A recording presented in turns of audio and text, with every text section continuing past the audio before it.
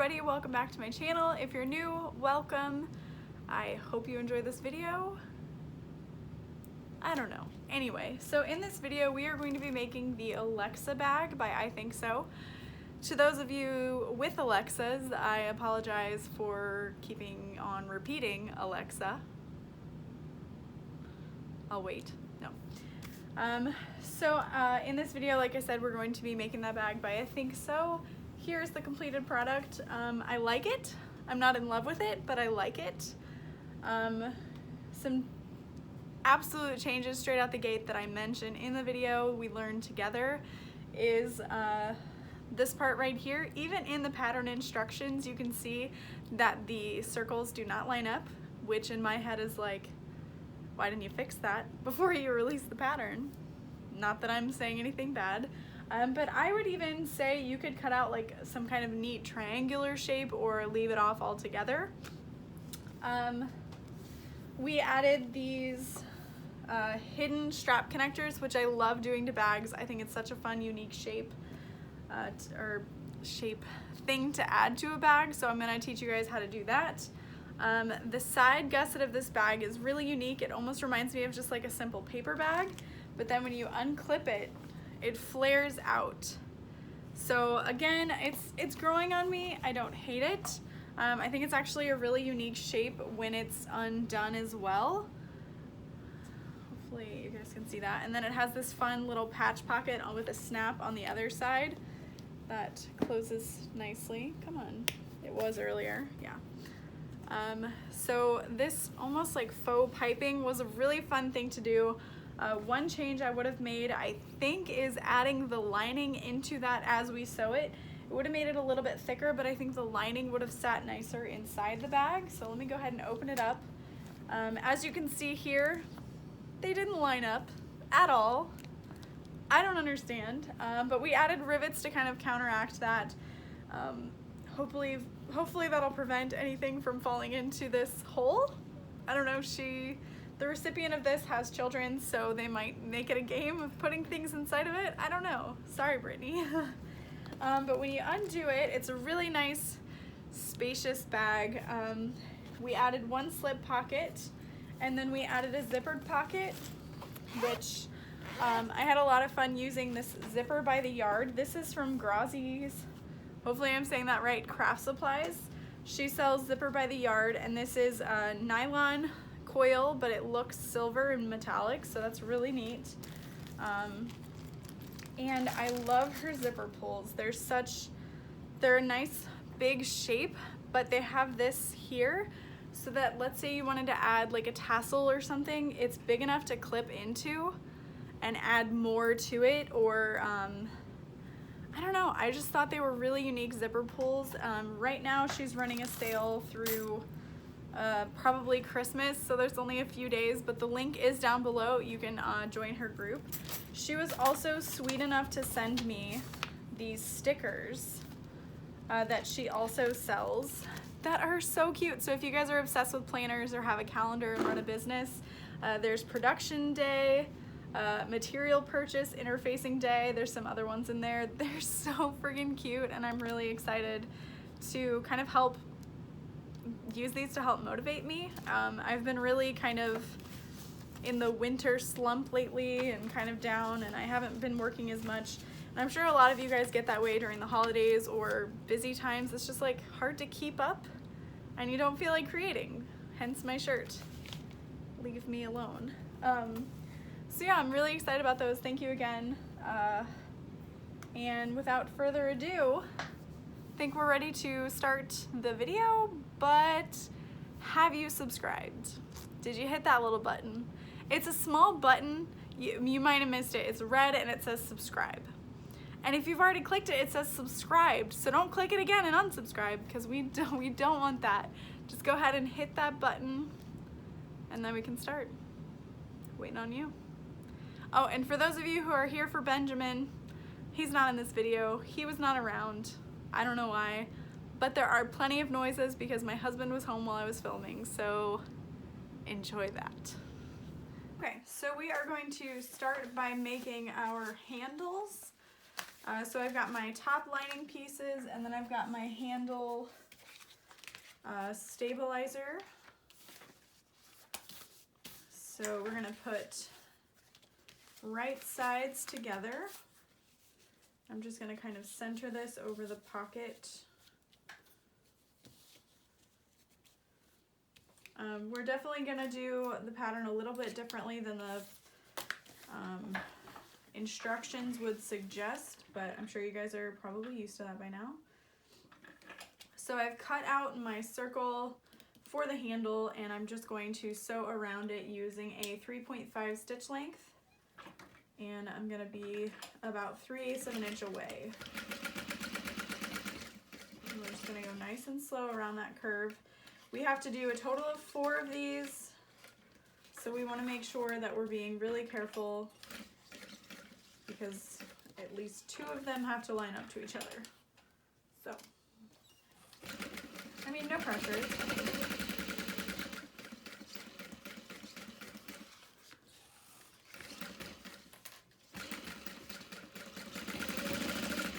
Okay, so there is one, and I just back stitched at the start and the end, and now I'm going to repeat that step. So again, you want to make sure that right sides are together.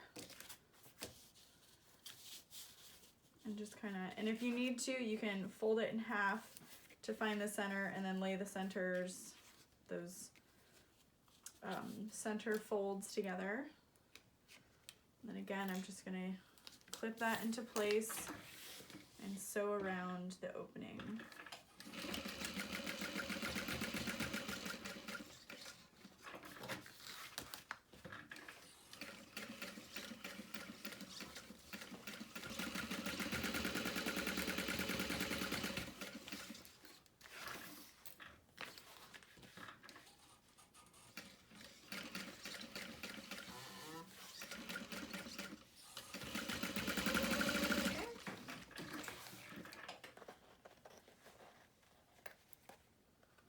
Trim all my excess threads.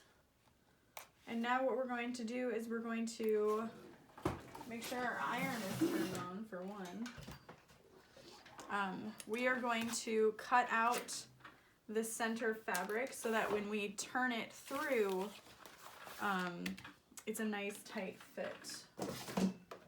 So let me grab my scissors. I'm just going to cut out the center here.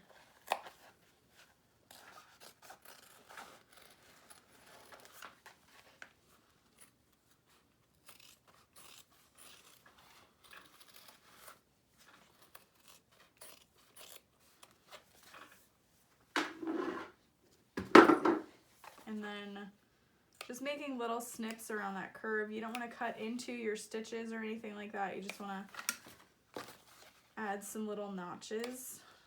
This will make your circle look a little bit better.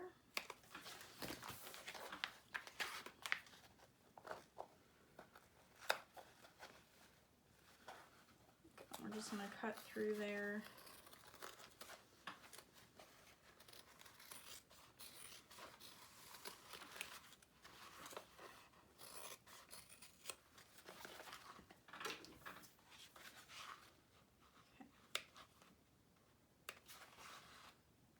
Little tiny notches, snips. Okay. So now we're going to turn this through. And I didn't add any interfacing to this piece because the waterproof canvas is sturdy enough on its own.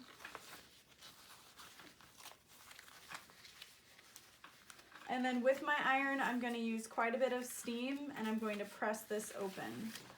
So hold on one second.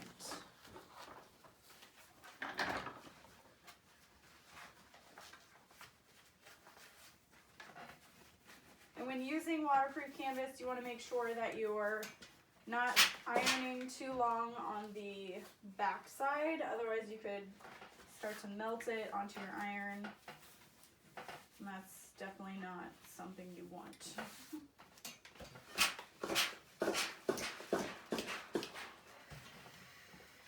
Plenty of steam was used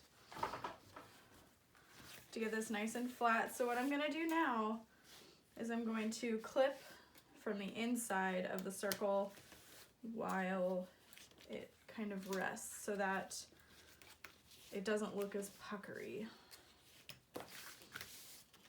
And it just stays in place while I turn this one through and iron it as well.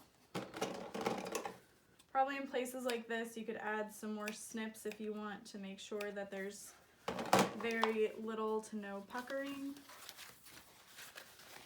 And we'll turn it through.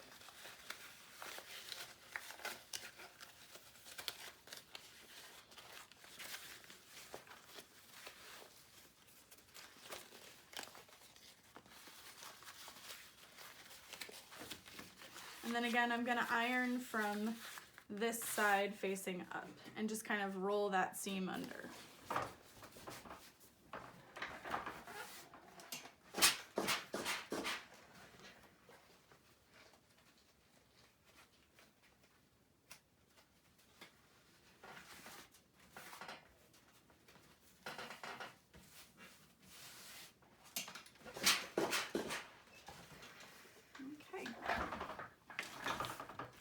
I'm just going to repeat that step of clipping from the inside just so I can hold it in place. Because when you use steam and a little bit of heat on the waterproof canvas, it becomes a little more pliable, a little easier to work with. And as it dries and cools, it's a little stiffer again. Okay, so I'm just going to stitch really close to the outside edge. And I'm still going to use that 3.5. If you want, you could switch to a 3. Or a 4.5 or a 4 stitch length. But I really want this to keep its shape because we're going to have to stitch over it again. But I'm not going to stitch over these same stitches. I think the pattern wants you to, and I was like, no, I can't make that look good, sorry. Not happening. Okay.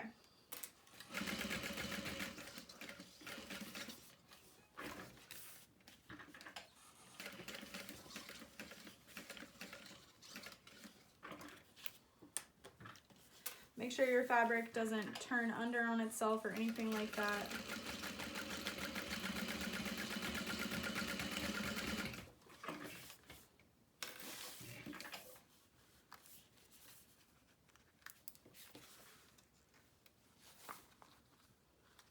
Okay, so there's what it looks like from this side, and we're just going to repeat that on the other side. And then we get to do it with leather. Yay! And that's actually why I started with the waterproof canvas, the lining part first. So like, I don't know how well this is gonna work with leather.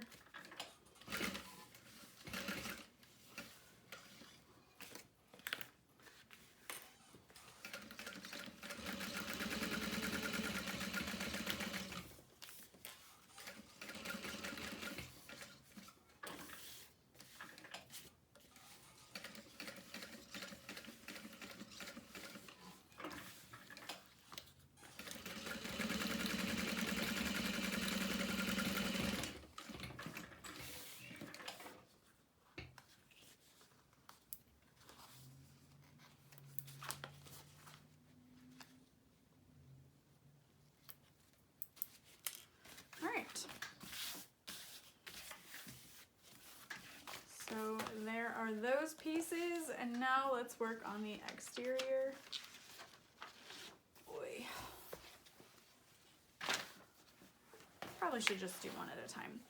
So I interfaced this in a strange way. I used a 15 by 17 inch piece.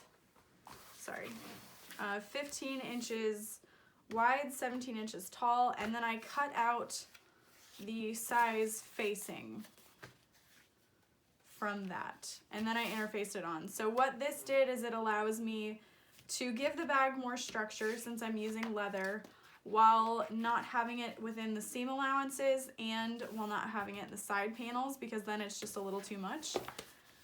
As well as giving me the ability to know exactly where this facing should go, because I can feel the difference on this front side. So I'm gonna lay that in place and clip it on, and then I'm gonna sew it from the other side, from this side, and just sew around this opening.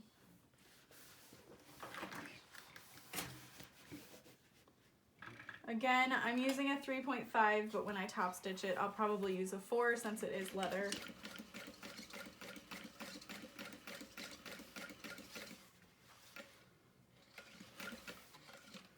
The leather that I'm using, I believe, is a 3-ounce piece.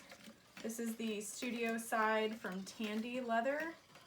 These are some of my favorites. They're really soft while still being very sturdy.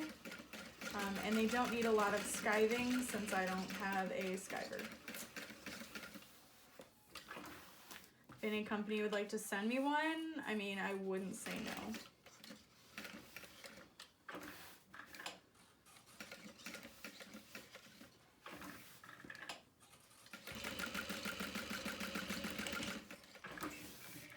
Okay. If you noticed, I also have these slits in my fabric. That is where I'm going to add my strap connectors, because it would be way too thick to add them into the seams, so I'm making hidden connectors. Okay, so we're just gonna try and cut through that. Probably not at the same time.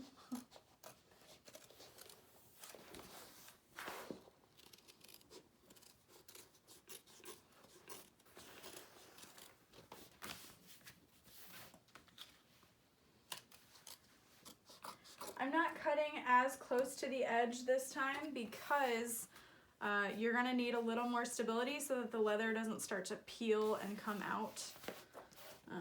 So that's kind of my plan for it. Make sure you don't cut yourself. Make sure you're using really strong scissors to cut this. I am not using really strong scissors, but they're over by my cutting table and I don't feel like getting them. Hooray for being super lazy. Okay, so now we're going to add those snips around the curve. I'm just doing one like every 1/8 of an inch or so, just little snips. Don't go into your stitching, that would be very bad. Just really carefully.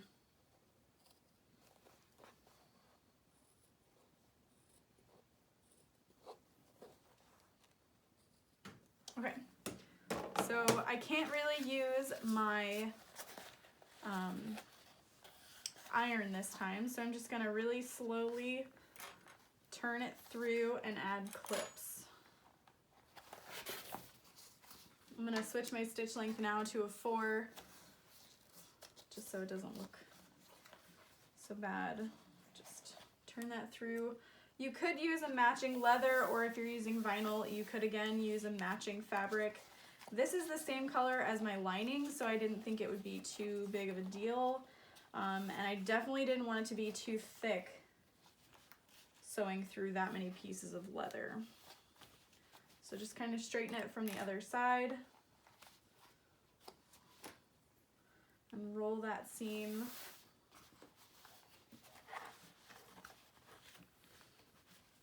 Okay, not too bad. I'm gonna use both kinds of clips because I can. Okay, so now I'm going to top stitch.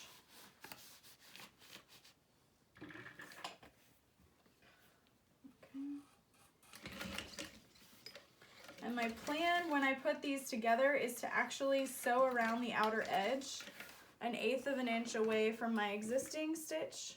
So hopefully it works out the way I'm hoping it will.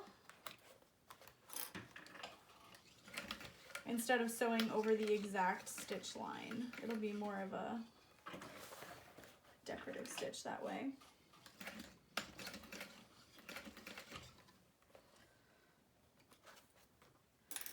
The shape of this bag really intrigued me, so that's why I decided to try and sew it.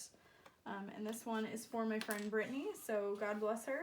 If it is messed up, hopefully she uses it anyway, because this was really expensive leather. Okay. Really slowly just kind of working my way along the outer edge.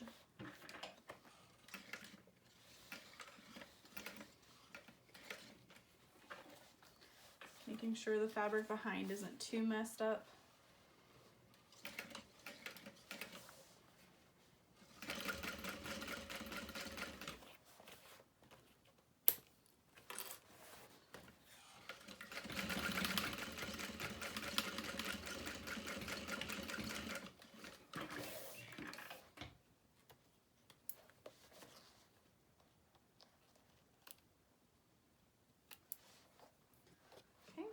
So there it is from the back side, and this is going to get covered, and actually the way it's going to go is, oh, where did I put it?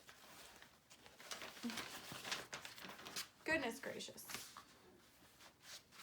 Here's all my pockets.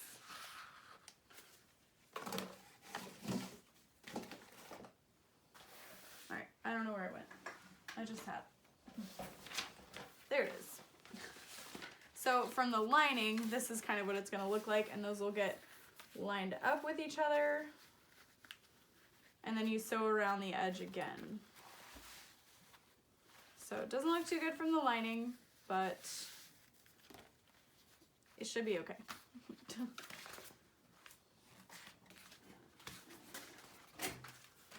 All right, so I'm going to repeat the second one now.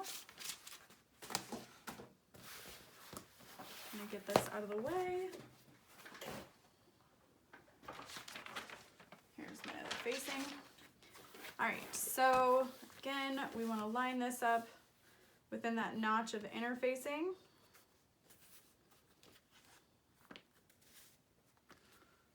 Okay, and we'll clip it all together. Switch your stitch length back to that 3.5.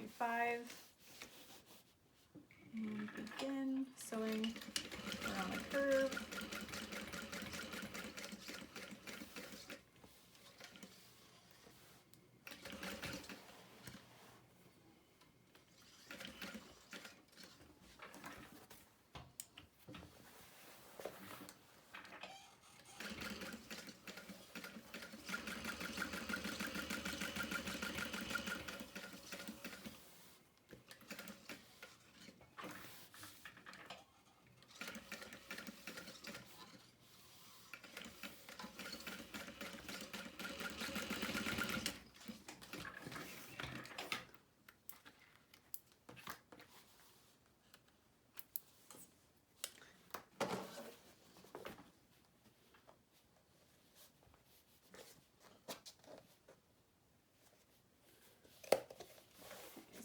Cutting through one layer at a time, not too close to the edge, but close enough.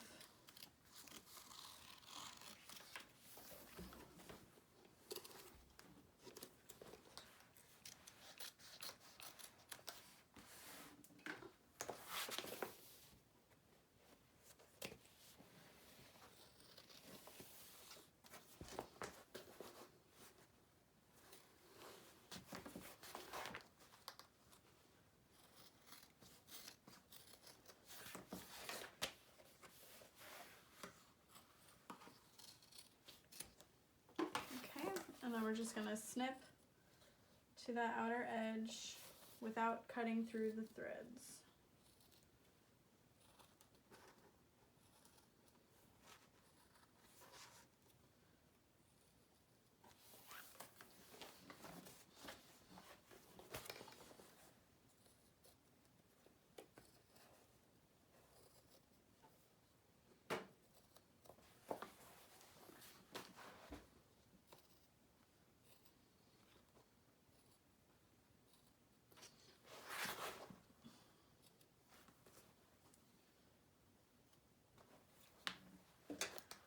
Let's see how that worked.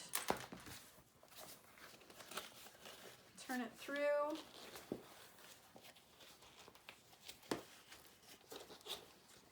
Just by grabbing those corners.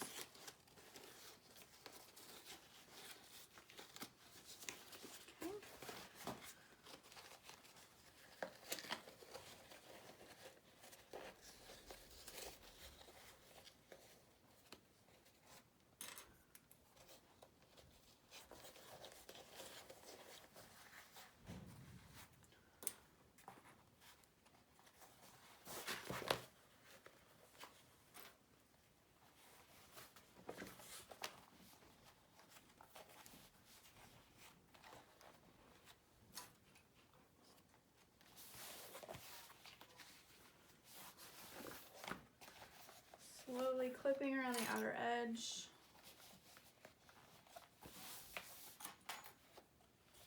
Okay, awesome. And now we're gonna switch my stitch length back to a 4 and sew around about 1/8 from the outer edge. Just kind of slowly unclip and pull on your waterproof canvas. Make sure everything sits nice and straight. Just take it one little section at a time.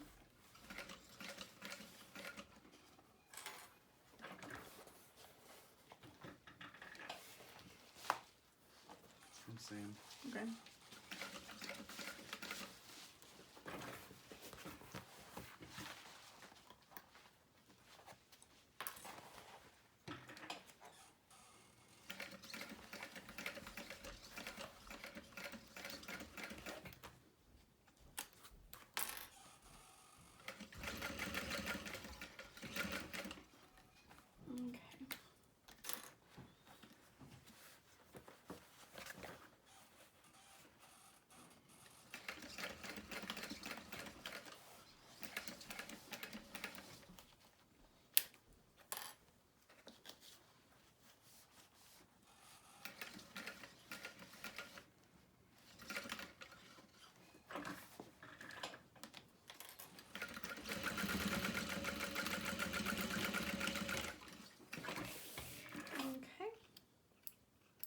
So now we have that part all finished and we can move on to the next section of the bag, which is going to be adding our strap connectors and our outer magnetic pocket.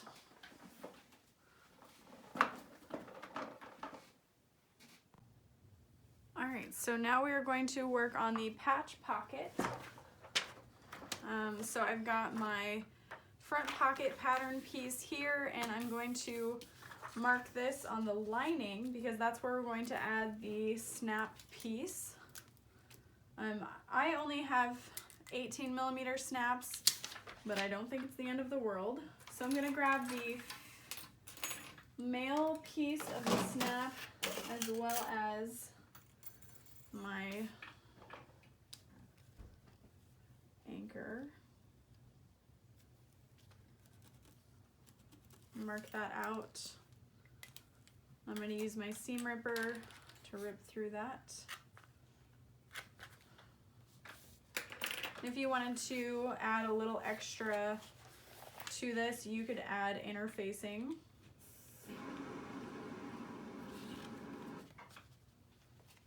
Great. So there's that. And now on both of these pieces, we're going to sew the darts together using just a really small stitch length and seam allowance. Right sides together. We're just going to sew straight across.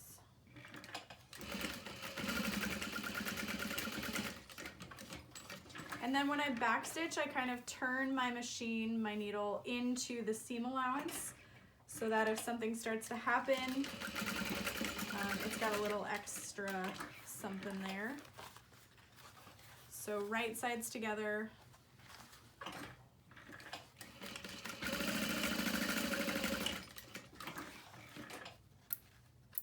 And hopefully that'll make sense to you. So this is in my seam allowance and that's where my backstitch is. So we'll unclip these from each other.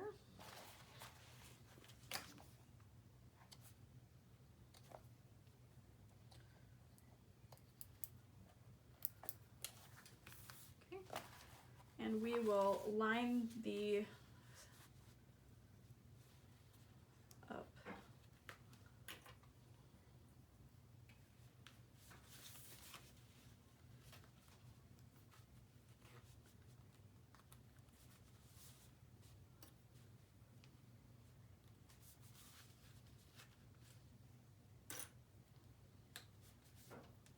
Clip it all together.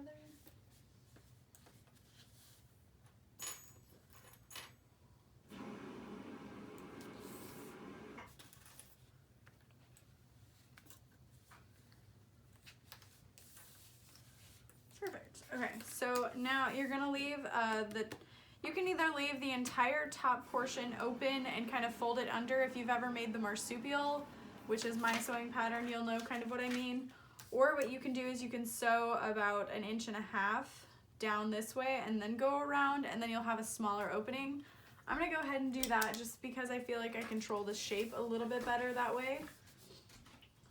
And we're not adding a zipper, so it's not that big of a deal. So I'm gonna back stitch and go forward and then come down. We're gonna pivot.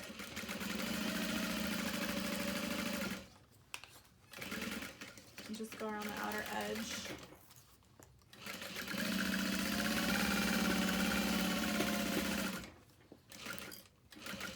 I did not interface my pocket only because I knew that the waterproof canvas would add enough without me adding more interfacing. So then I'm gonna turn, back stitch. Okay.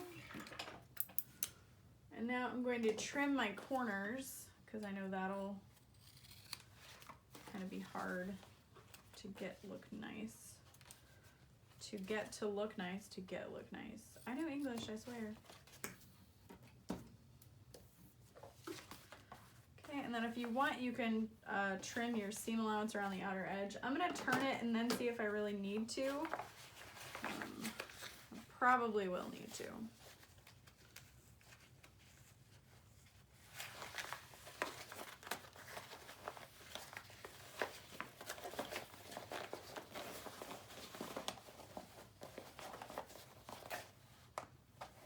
Oh, it's fine. Okay, so I'm gonna clip around the outside edge. The pattern says it wants you to sew it together, sew around the entire pocket, and then add it to your bag, so you'll have 2 lines of stitching. I am not for that at all. So I'm going to do it a little bit differently.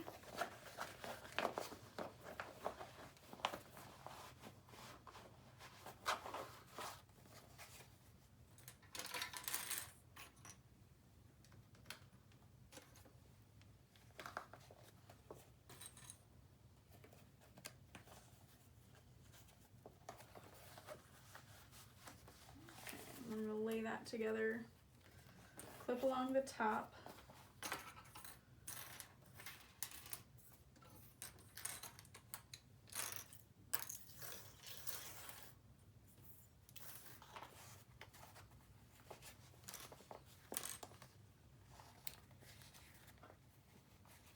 I'm just kind of rolling that seam in between my fingers.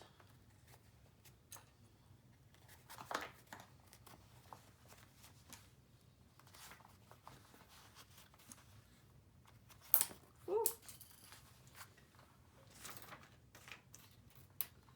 Okay. So there is your outer pocket so far. I'm gonna sew across the top, starting 1/8 of an inch from the outside edge and back stitch. I'm using a stitch length of 4.5, and you want to make sure that you can't really see your lining.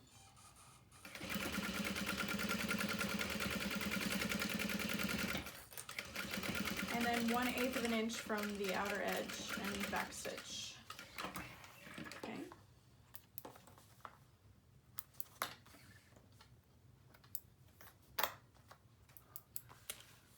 So then gonna use these clips on the bottom of this too. Okay, so that's a cute looking pocket. I like it. So this is gonna go on the front of your bag, and I did not pick out, or I didn't put my magnetic snap placement on my bag. So I'm gonna do that really quick. I'm just gonna lay this on my pattern. It wants me to put my snap here. So I'm gonna use this Tandy Leather marking pencil. I'm just gonna kind of mark in the center, and I'm gonna lay this over top just to see how I like the placement. So the placement looks good. And now I'm going to add the female part of my magnetic snap. I'm gonna lay that piece in the center, mark that out. Use our seam ripper to mark those holes, and this is interfaced with Decoville Light, so there's already a little interfacing behind it. If you wanted to add some fleece, you can. Push that through.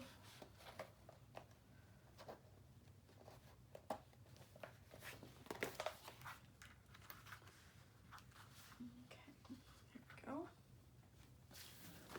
So now we can lay our pocket on and make sure it's snapped together, and just kind of center it out and make sure everything's lined up. If you need to, you can. You could add a little piece of double-sided tape to either side to make sure that nothing shifts. You could even lift up a little bit so that, let's say you put a lot of stuff into this pocket and you want to lift up a little bit. When it's full and bulging out, it'll still snap well. It'll snap nicely. Okay. So I'm just gonna hold on. I'm gonna start where I left off on this top stitching. Back stitch, back stitch.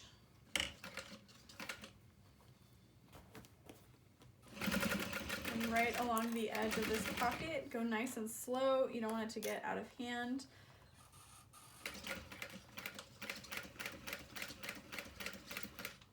It's gonna get a little dicey along those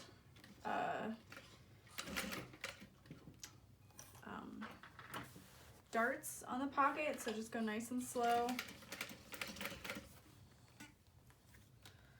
Unclipping as we go.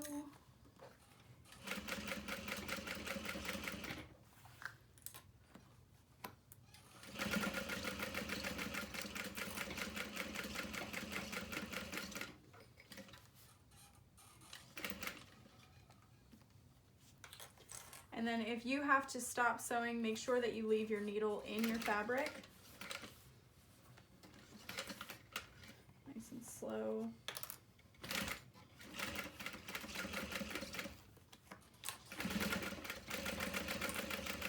And then make sure you kind of line up with where you left off your stitching on the very top. Back stitch. And then I just extended it up to the top, and we can cut our fabric off. So I'm going to take my lighter and just kind of singe the ends of the thread. You can also use the thread zap for this portion, but the leather is not going to seriously be affected by the flame. And there is your pocket. Closes nicely. If you want, you can add a second row of stitching along the outside edge. You could add 2 rivets, which I think is what I'm going to do. So I'm just gonna mark that out right there and right there. I'm just gonna add 2 little rivets to add a little more stability to this pocket. Oops. Sorry about that. Let me double check to make sure everything still looks okay. And it does, okay.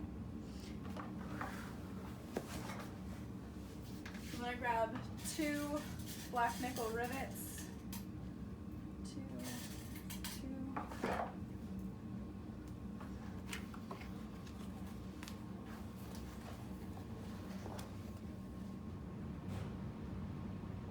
And just line it up in that corner and press.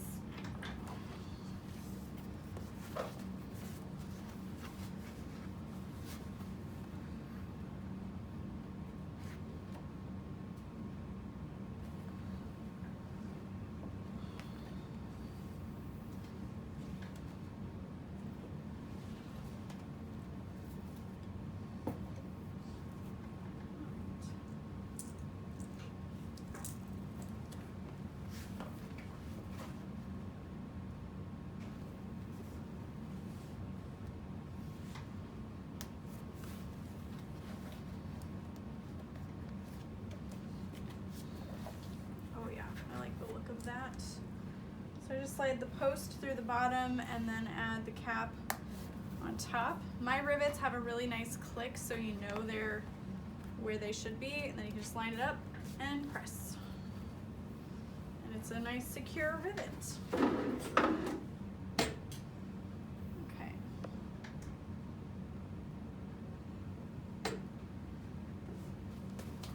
Oh.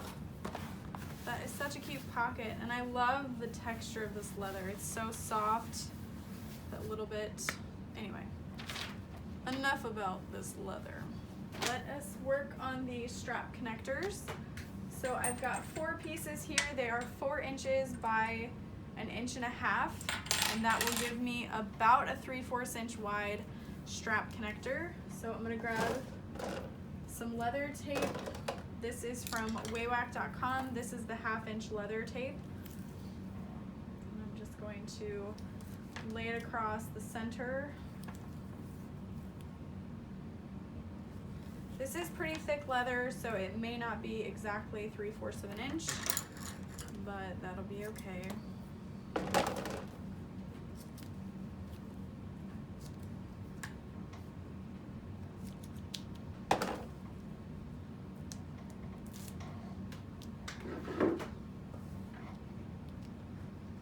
Fold the edges under. I'm not going to have them meet up in the center because, like I said, then it won't necessarily be 3/4 inch wide. So right now it is. And you're not going to see the back side, so that's okay. And if you want to make sure you've got it the exact right size, you can lay your strap connector over a ruler and just line it up that way.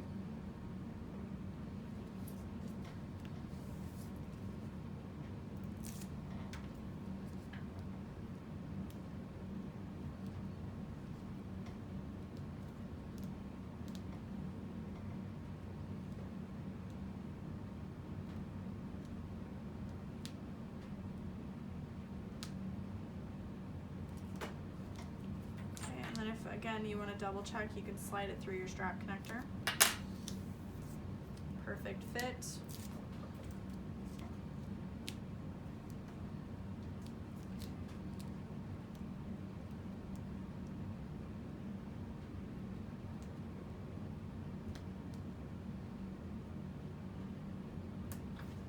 Alright, so now I'm going to top stitch using a 4.5 along each side.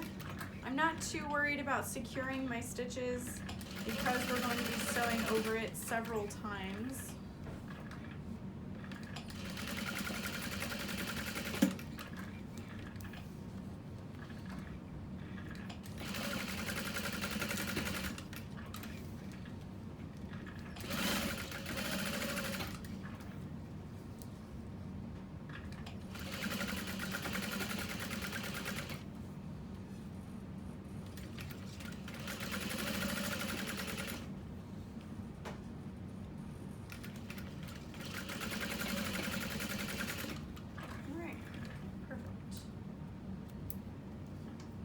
I'll just trim all of those excess threads.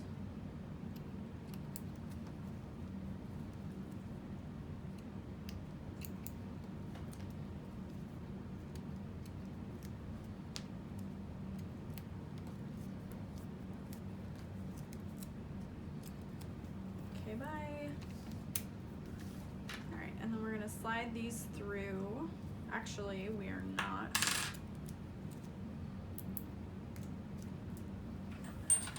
Okay, so this is going to be a hidden strap connector. These are really fun, but they're a little tricky. So what I've done is I've marked 9 inches from each side. So from here to here, from here to here is 9 inches, and then I went 2 inches down and I marked out 3/4 inch wide pieces. And we're gonna slide this through the back, and we wanna see the wrong side of our strap connector. So sliding that through, and you wanna leave about 1 inch or so on the other side, but you wanna make sure there's enough room to bring this other one through. So about 1 inch should be good.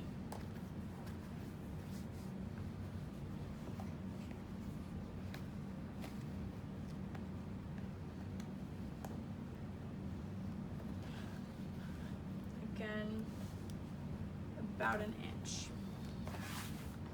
So now on the back side, not the front, do not sew right here. You're gonna sew along the back through the connector only, not the front. You're just gonna stitch that down. So I did not sew through here, I sewed through this back part over here, and you wanna make sure you're not sewing to where you'll see them through the other side, like through the edges. So you only wanna be stitching through your strap connector.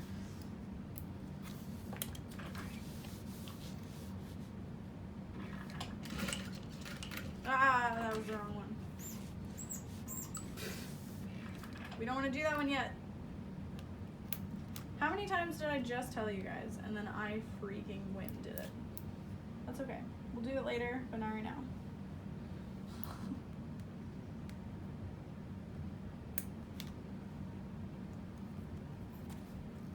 Why are you guys even still here? I mess up so many times. Ay, ay, ay. Okay. Through the back, not the front. Don't throw through the front. Don't sew through the front. Okay, through the back. Okay, there we go. What that does is it just gives it a little more stability for your strap connector so that this bag can hold a ton of weight. Okay, so we're gonna slide our strap connectors through and then slide the bottom end through that hole again. And this can be a little tricky. You may want to use pliers if you have them, but sometimes you can get it with just your fingers too.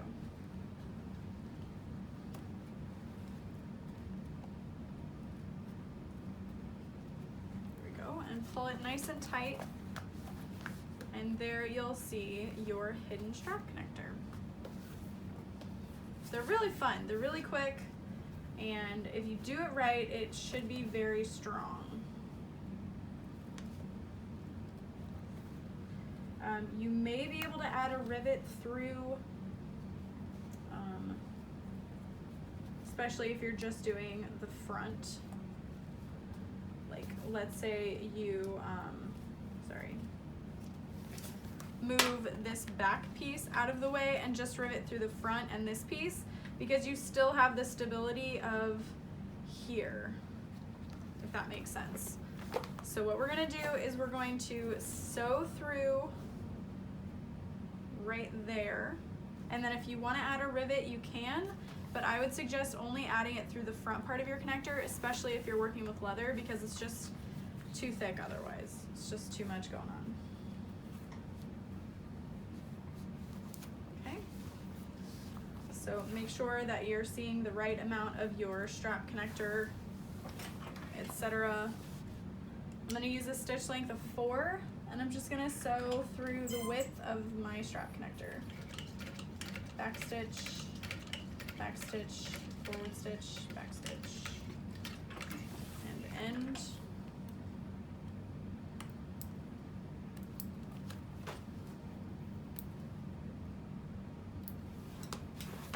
And I probably will add a rivet too, just because I definitely don't want anything happening to this bag. Okay, the width of the connector, back stitch, forward stitch, back stitch, forward and back again.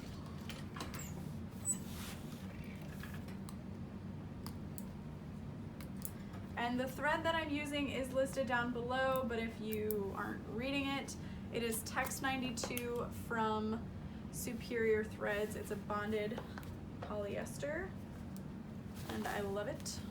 Okay, so there's that. Again, we can mark out where we want to add a little rivet just for even more stability, but you don't want to rivet through 1, 2, 3, 4 pieces of leather basically. That would just be a little too much and you're likely to rip your leather as well.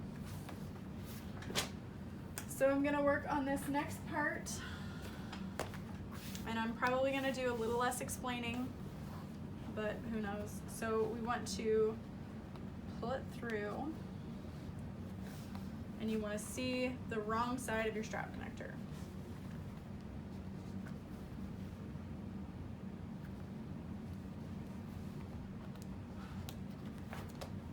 And leave about a little, like 1.25 inches underneath.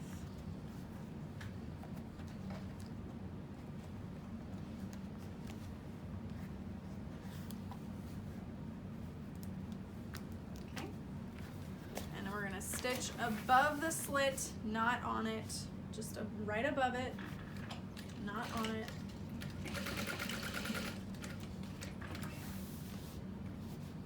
Just above the slit, not on it.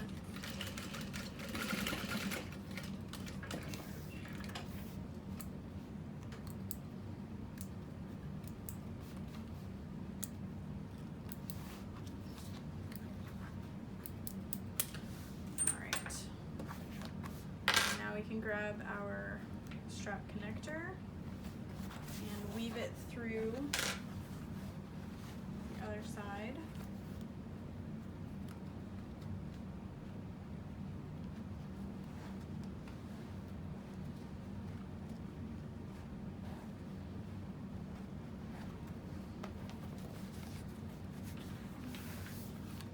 Make sure it sits nicely.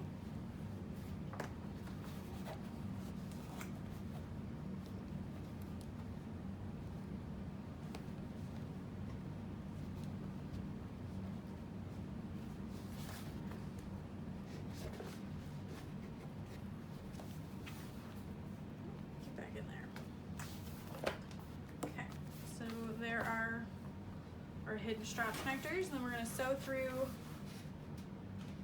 underneath again.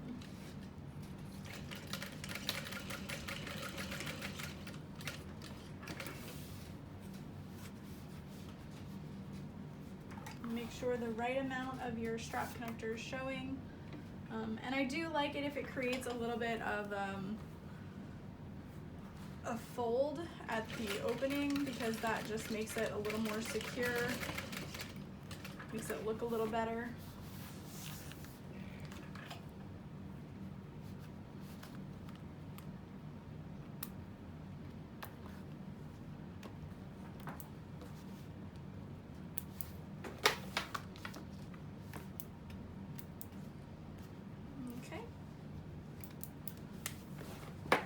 Now we can mark out our rivet placement. Boop, and boop. We'll grab 4 rivets and then we'll add those really quick. If you want to add more rivets, mostly just for show, I mean, go for it. 1, 2, 3, 4. I'm gonna grab my press. And if you're wondering why I have 2 different presses, it's because they released a green one first. And I bought that, and then they came out with a pink one, and I could not buy it. Okay, so when I did that, I just pulled this back and went through those 2 sides. If you didn't sew down the back side, you would want to rivet through both, because otherwise this isn't secure in any way. But we've already sewn through it, so that's why I decided to go ahead and just rivet through one side.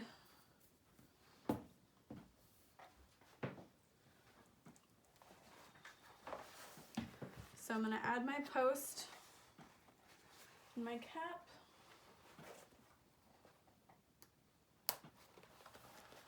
And push down.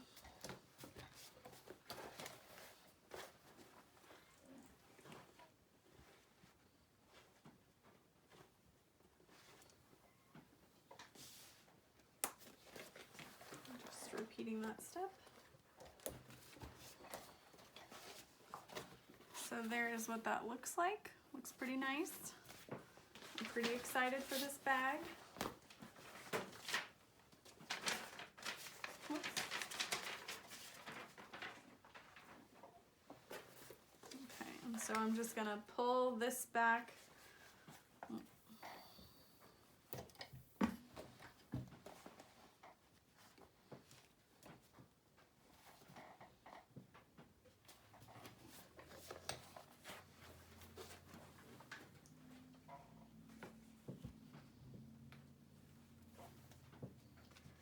And I definitely plan on doing a full video on my rivet press. I know a lot of you guys have asked me where I get it and how to order it and stuff, so I'm going to do a full video on that soon.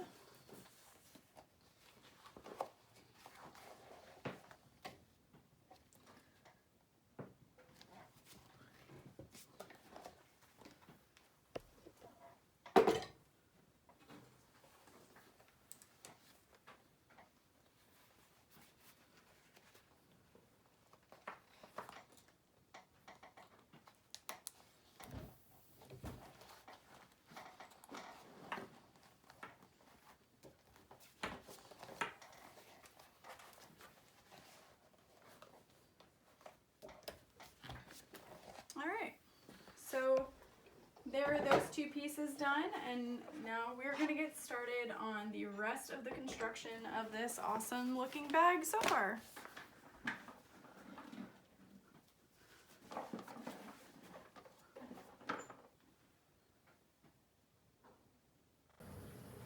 Okay, so I apologize, my husband is showering, so if you can't hear me as well, that's why. But we're just going to be working on the lining. We're going to be adding a zippered pocket and a slip pocket. I'm going to be using Zipper by the Yard, which is kind of my first time using it, but it's just going to be for the zippered pocket, so hopefully it'll be easy.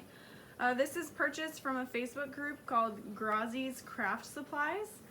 She recently had a sale and I purchased some, and I'm going to see how I like them. The zipper pulls are really cute. They're these little donut ones, so you can add your own kind of keychain. You can add some fabric to them. There's a lot of ways you could personalize it. So let's go ahead and get started by adding the zippered pocket. I'm going to fold this in half, set it up right sides together, lining up your center folds. The nice thing about Zipper by the Yard is you can kind of personalize how long you need your zipper, so there's a lot less waste. So I could add an 8-inch zipper or a 7-inch zipper and it wouldn't really matter because I've cut this to the specific size. So we're going to go ahead and do an 8-inch zipper because we have to birth the bag. I wonder if I could do a 9-inch. Ooh, I could do a 9-inch. I'm going to go ahead and do a 9-inch zipper so that I can really easily birth this bag through there. Yeah, I've got plenty of excess. So we'll do a 9-inch. So I'm just going to line up the center marks on my zipper template from By Piera.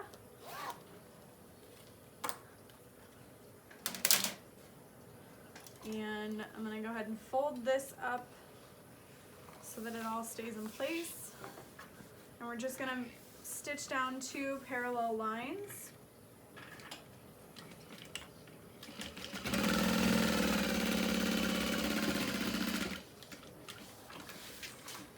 And another thing that's really nice is it's not super important exactly how big your zipper pocket is, because you won't have to worry about stitching through your metal pieces, your zipper start and stop. So that is another positive to using zipper by the yard.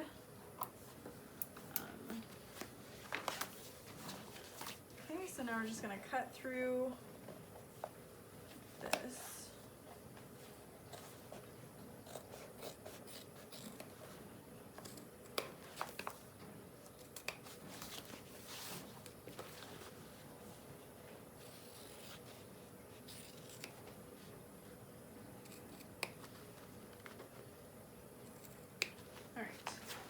So we've made our snips, and now I'm going to turn this through and iron it from the front. And just make sure you use a lot of water and press.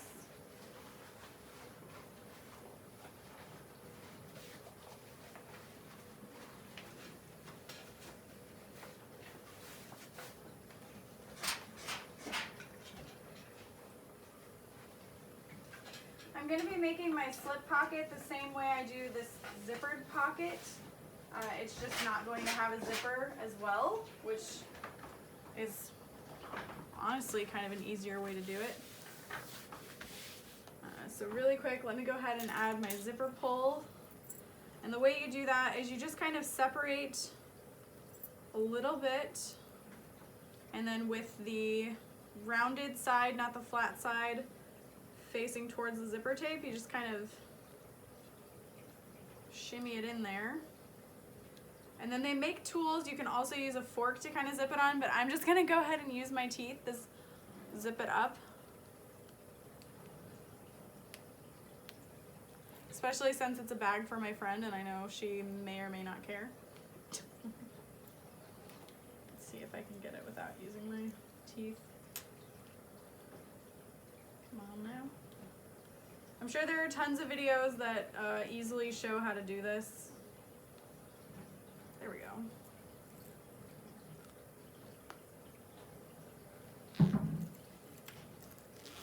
So it's actually not too bad, and you can actually kind of separate the other side to make sure that it closes nice and evenly.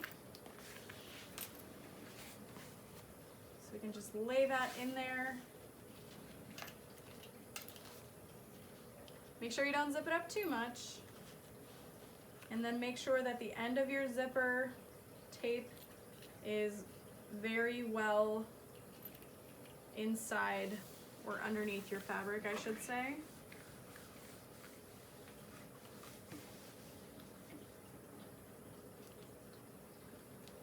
Okay. And then on one end, we're gonna start, I'm gonna use a stitch length of 4 and just make sure it's nice and centered.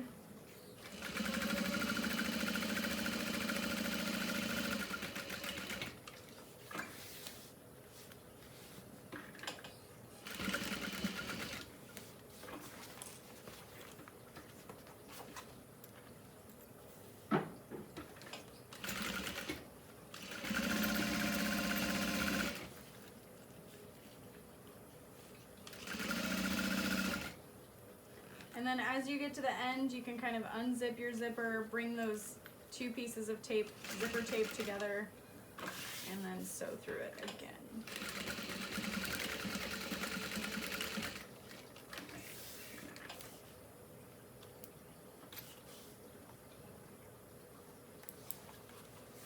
And that is pretty much it. So you can zip it, unzip it. Feels nice and secure. It's a really easy zip, so I definitely am looking forward to learning more about using zipper by the yard. Not that there's a lot more than that to learn.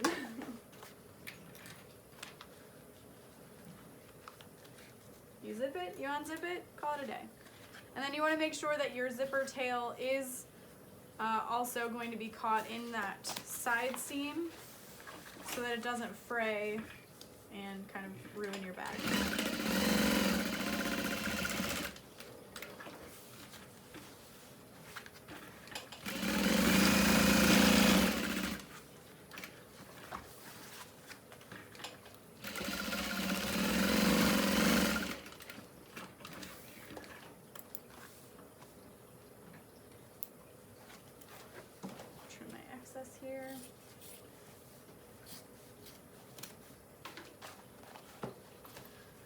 since I'm going to be birthing through this pocket, I'm going to turn that up.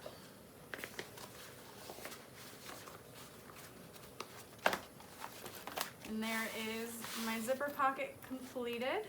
Make sure you leave that unzipped so that we can birth through it. If you don't like that it's kind of lifting up here, you can always stitch down right here again, and then it's closed off completely. But there are other tutorials out there to make it so you, like they have zipper pockets where you don't see the zipper tape. I just haven't gotten there yet, but I mean to. I want to. Okay. So I'm gonna go ahead and add the top of the lining panel as well. You could do a contrasting fabric, but I just decided to go ahead and do the same fabric. You're just gonna lay these together, lining that up, and then it's a 3/8 inch seam allowance to sew them together. I can't say that I would recommend adding a zipper to that seam, but if you wanted to make it a zippered closure, you might be able to add a recessed zipper panel, kind of like the Emily bag or the Sydney bag by Swoon if you've made any of those.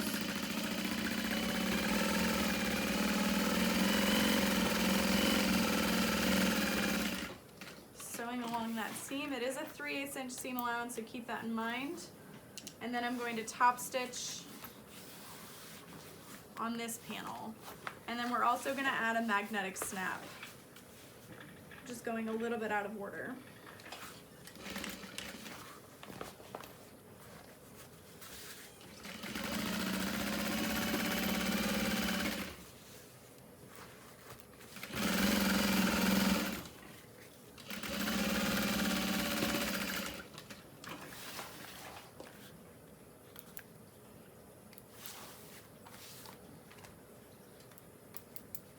That is a great size pocket. Definitely love that. And I love the contrasting color. It almost has like a purplish hue to it against this teal. It's really pretty. All right. So next pocket is going to be a slip pocket, so no zipper tape. Honestly, I wanted to use zipper tape, but my friend was like, yeah, I just want one pocket with a zipper. Fair enough. Not a problem. I can accommodate. So there is my center seam, and I'm going to fold this in half in the opposite direction and line those up.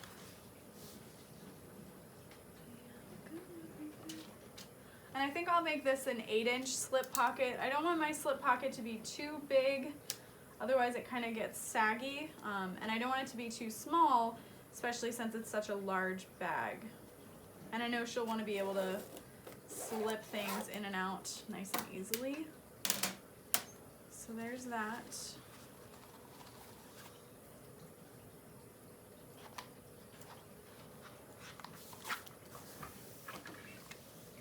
Okay, and then again, just 2 parallel lines.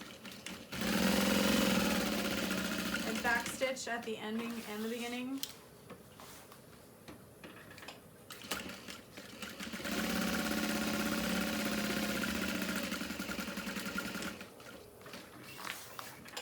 You want to make sure they are as even as possible.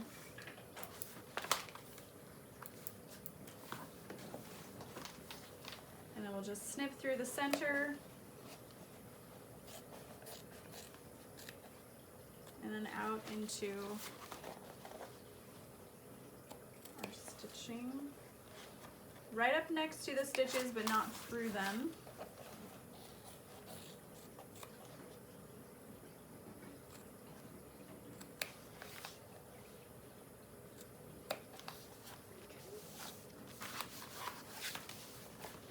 And just turn it through and press. And then we're just going to top stitch around the box.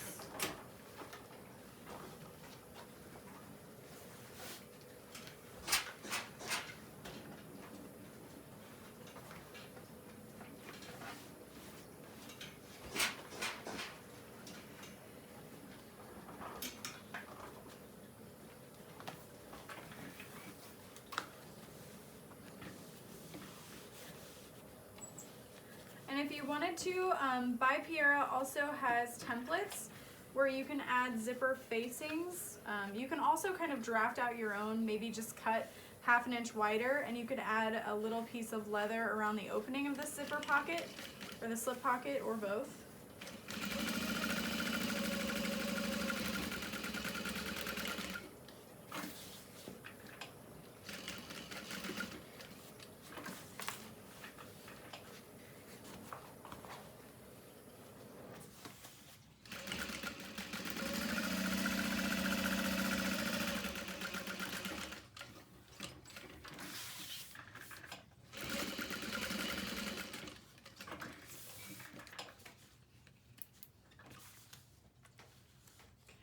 And then I'm going to just touch the ends with a lighter really quick, just to make sure that it doesn't start to fray.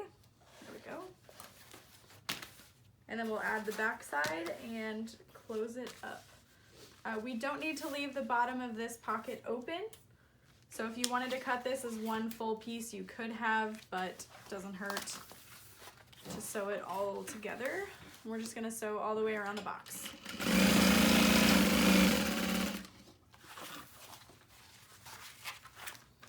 And just move your lining piece out of the way.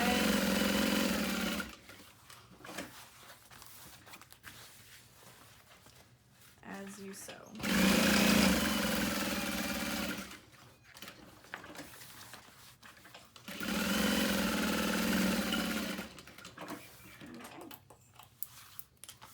And there you have your slip pocket added. So we'll just go ahead and add the other handle piece. Again, you want to make sure that your trapezoidal shape matches up. So here it is all together, and then you want to fold it right sides together and match up those side seams.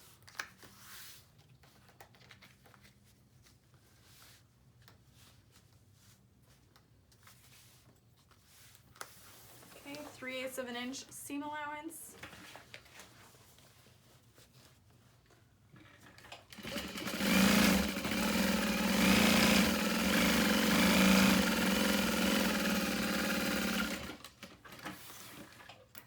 And then I'm going to make my stitch length longer to a 5, and we'll just top stitch along this top panel through the seam allowance.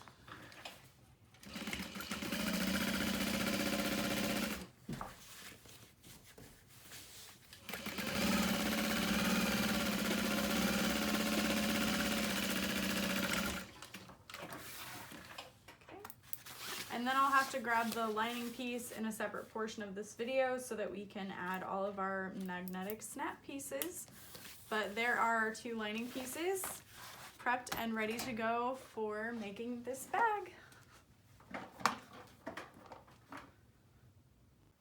Okay, so now we are ready to finish off making the bag. We're gonna sew the exterior and then the lining, and then we're gonna put it all together, and then I'll probably need to change my bobbin, so I'll make my straps in between, but this is nearing the end of the bag. So I'm gonna go ahead and start with my lining first. We need to still add our magnetic straps. Not magnetic straps, sorry, magnetic snaps. You guys should know by now that I'm just not good with words. So I'm gonna grab one set. 2.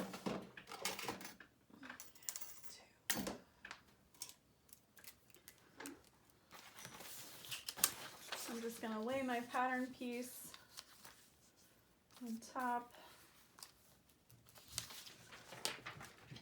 I think that's the one thing that I don't love about these patterns is they're not super particular, like, I don't know, not as precise. So I'm actually gonna fold this in half instead so that I know it's centered. Oh, it was centered, okay. Good job, never mind.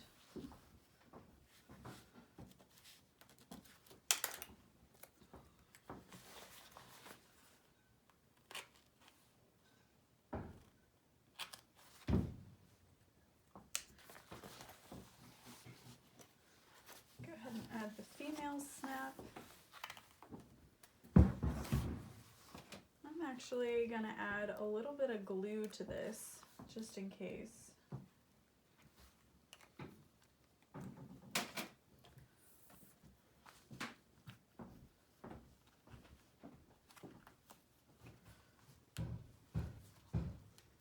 You can actually use the bottom of your seam ripper to kind of push that all together. And then we'll add our other snap to this side.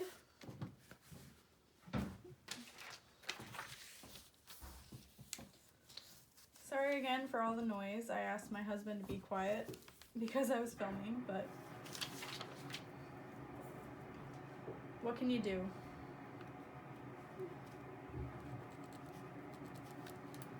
Alright, so we're just gonna add our other snap tab. Other side.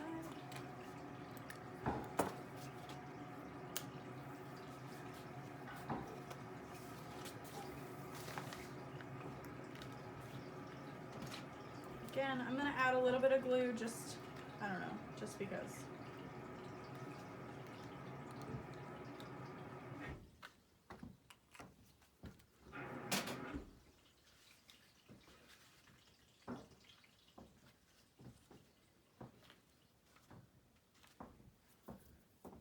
All right.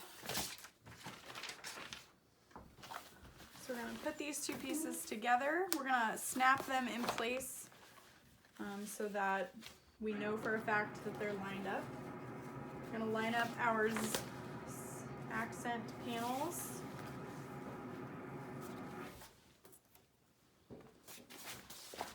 And then line up the bottom as well. Those are the two that we're gonna sew together first.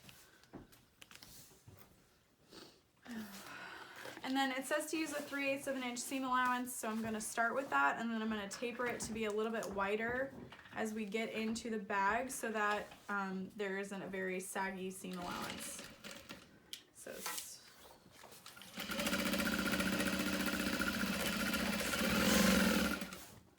and then we're just going to the end of this line. And I'm gonna go ahead and repeat on this side. So now that I'm going in another direction, I'm gonna start with a little bit wider of a seam allowance and taper it a little bit smaller.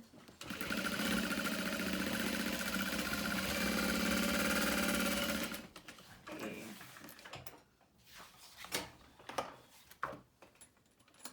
I knew our bobbin would run out soon.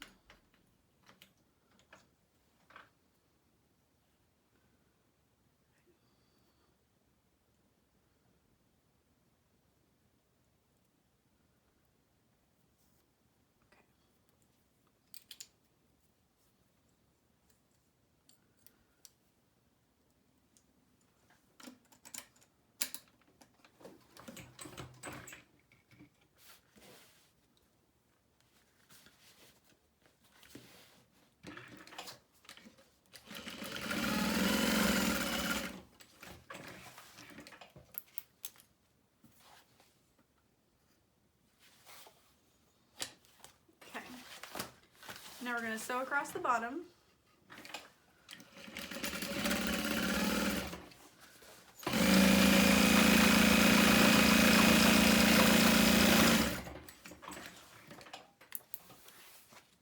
And then I'm going to trim my excess fabric.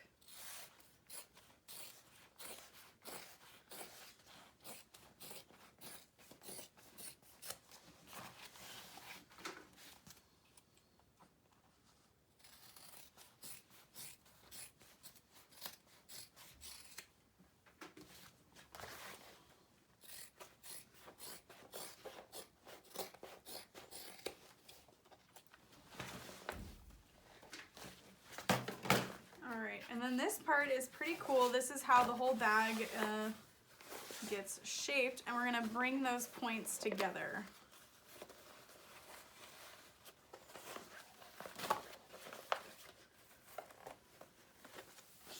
Kind of line them up.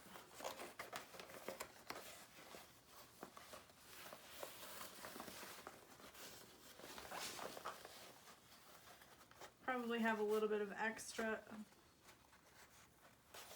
that we're gonna sew at this point and then pivot and sew the other point.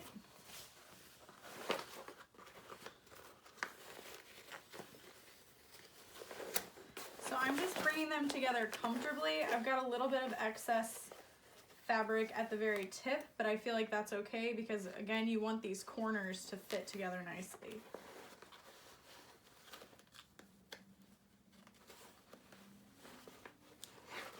Okay, so we're just gonna sew till we get to there, back stitch, leave the needle in and pivot, and then we're just gonna move the fabric a little bit out of the way, back stitch, and sew forward.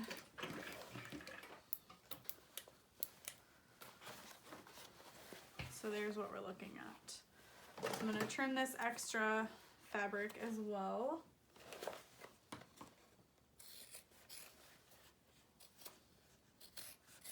And then we can kind of turn it through and see what it looks like just to make sure that everything is looking good.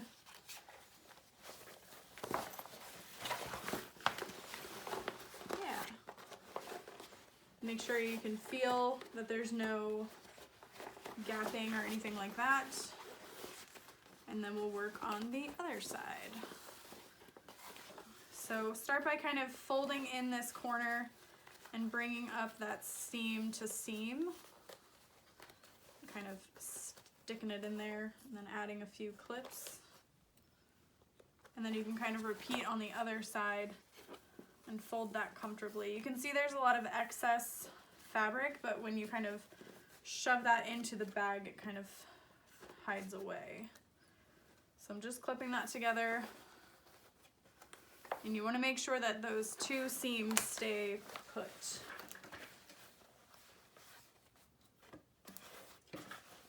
Okay.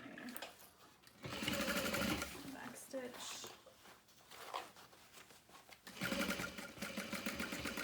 And when I get to my seam, where I've already stitched together, that's when I'm stopping and pivoting.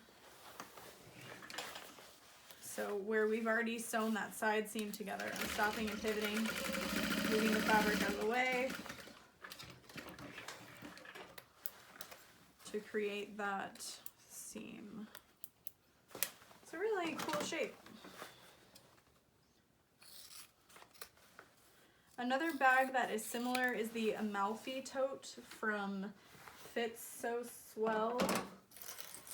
She's got a few patterns that are pretty cute. So you can see it's pretty wide bag so far.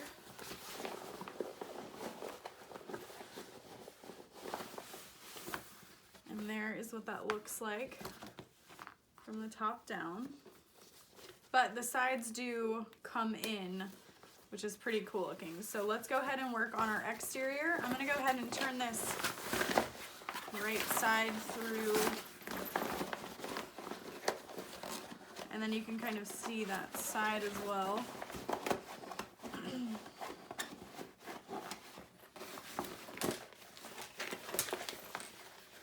Alright. So we're gonna make sure that our zipper pocket is left open because that's where we're going to birth the bag through, and then we're going to put together our exterior panels. This will be fun.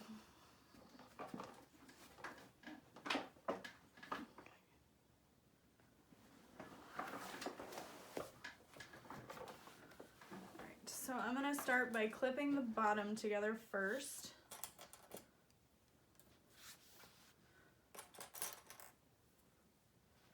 We're going to sew that together. I'm using a stitch length of 3.5. Might need to do a 4, I'm not sure. So we're going to back stitch. And then I'm going to try and not sew through my interfacing too much, but it might be unavoidable.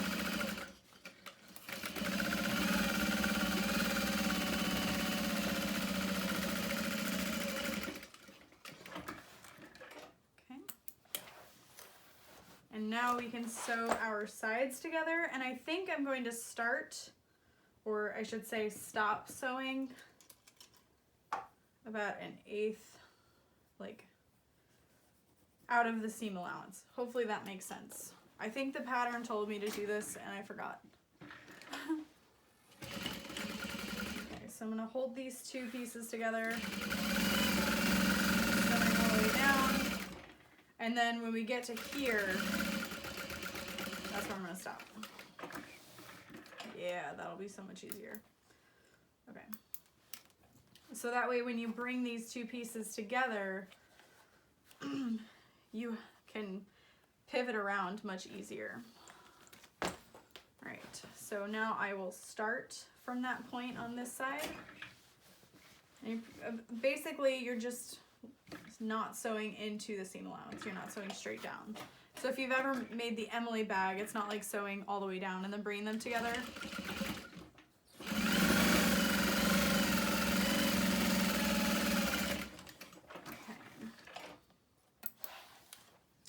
Let's go ahead and try that now.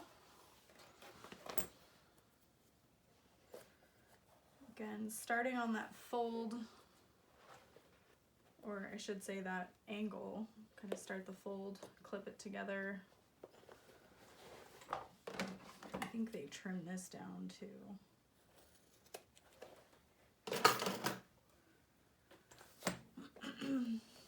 Yep, there we go. So that should fit perfectly into there.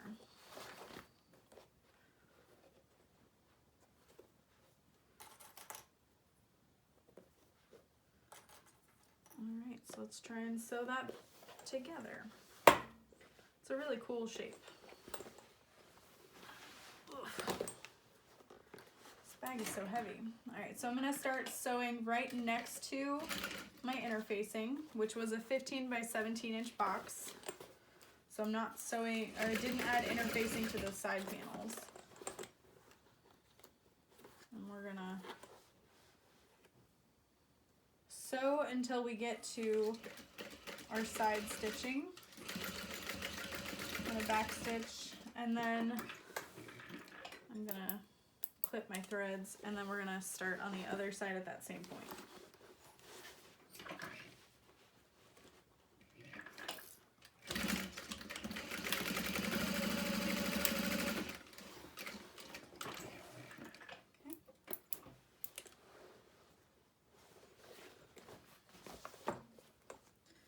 I'm gonna just double check with my finger that there's no holes.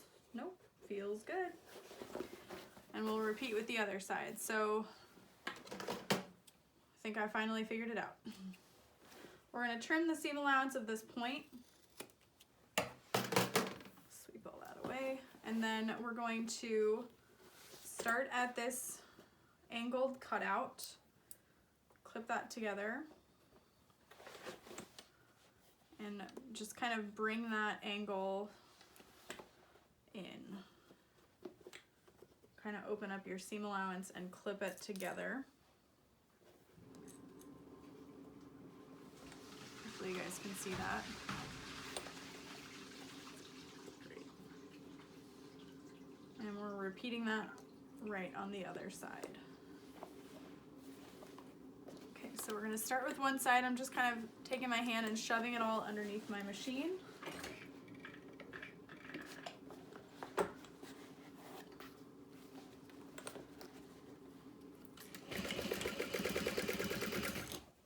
And then once we reach our seam allowance, our existing side seam stitch, we're gonna back stitch and take it off the machine.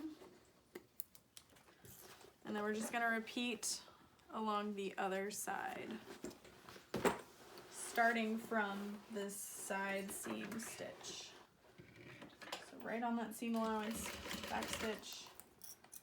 Make sure you're sewing through all your fabric and nothing else. Go forward, back stitch. Okay. And then there's really, you can trim down your seam allowance if you want to. I do not want to, so I'm not going to. But I do need to add all of my side snaps because the pattern calls for the linear line snaps, and I'm not going to be adding those. I want to add regular snaps. So I'm just going to start on this side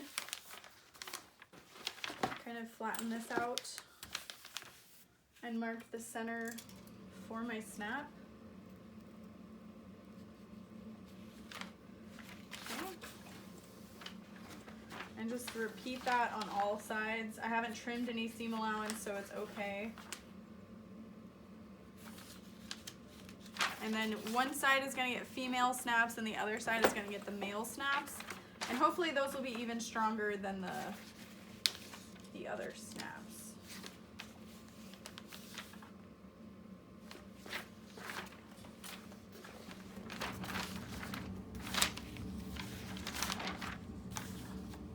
And you definitely could have done this before sewing it all together. I honestly forgot. So there's that. What a great tutorial, Lauren. Please forgive me. Okay. So there's that piece, that piece, that piece. Okay. So let's go ahead and add all of our snaps. 1, 2, 3, 4. So 2 female, 2 male.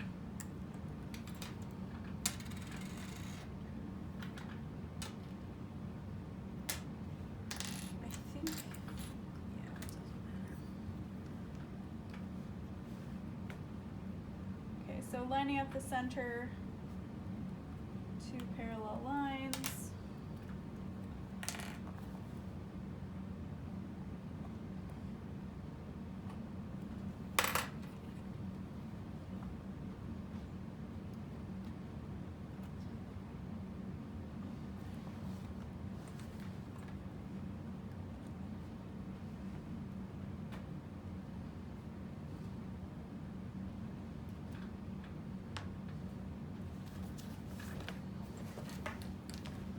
And then please just make sure that you don't add the wrong snaps to the wrong side, if that makes sense. Like you don't want to add 2 male snaps on one side and 2 female on the other or something. You want to make sure you've got the right pieces where they need to go. Watch me do that anyway, just because I said it. Alright, so this side is both going to have the male snaps and then the other side is going to have female snaps. And that way when the sides close, you can snap them together to kind of make it so the bag isn't expanded. It's pretty cool. Pretty cool, in theory. We'll see.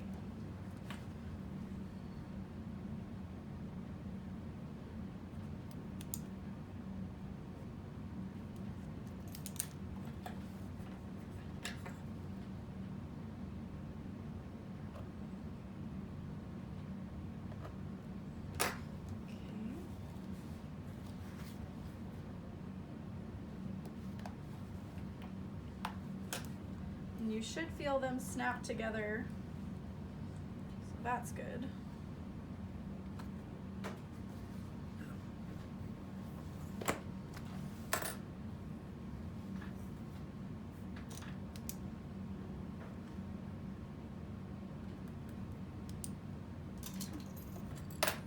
Last one.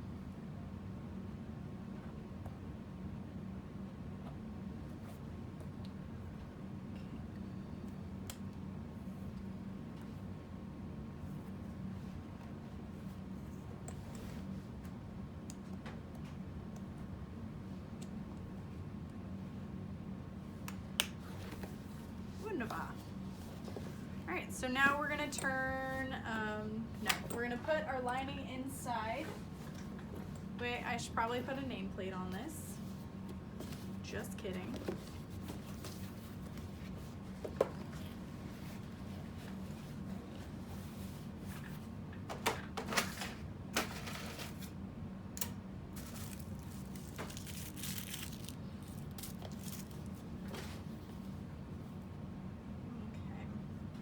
So I'm sure you guys have seen this before, but the way I add a nameplate is I will take my nameplate and I'll fold the prongs in. And then I'm gonna find the center of the bag, which is actually already marked out for me on this side, so that's perfect. I think I'm gonna go 3 inches from the arm, shoulder, holder.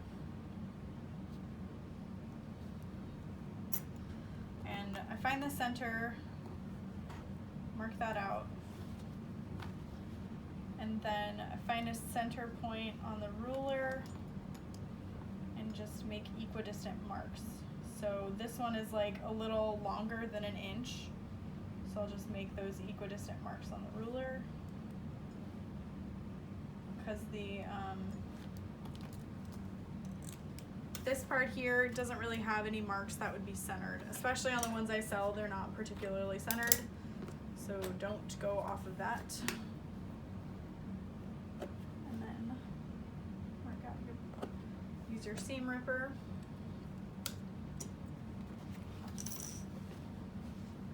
And then make sure you install your nameplate face up and add the back piece, flatten it out. Beautiful.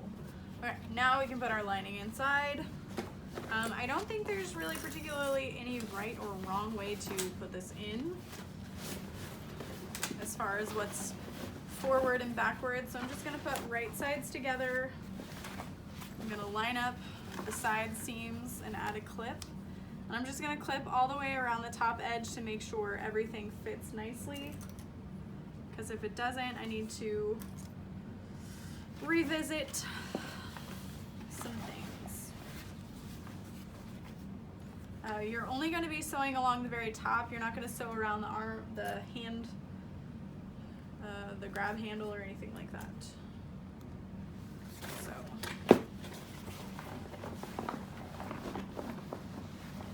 First, you do kind of want to make sure that the grab handles line up though.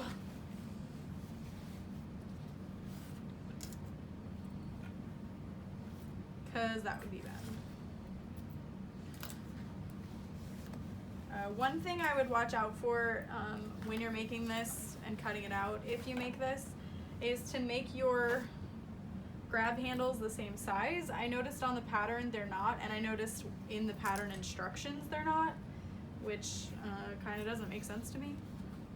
I'm glad I used waterproof canvas for that instead of like an interfacing like I had been planning to. So yeah, I'm just adding a ton of clips. Seems like my seam allowance is pretty good, so I don't need to make any changes there.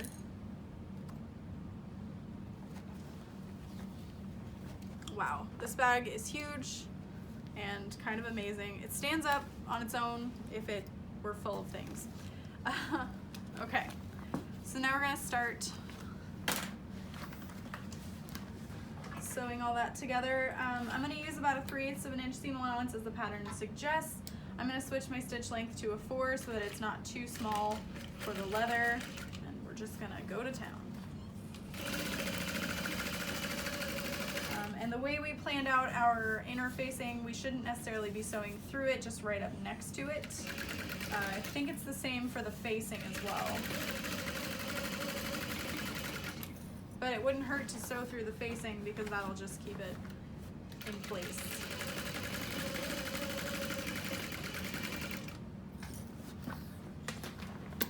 And then if you pivot too much, make sure your needle is down so you don't lose your place.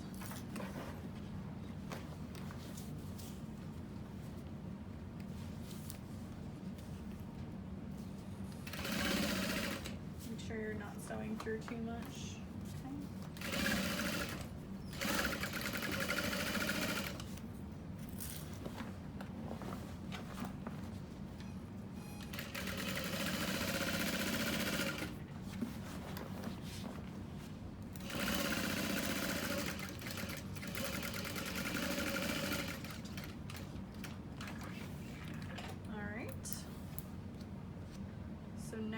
If you want to, you can trim the top seam allowance.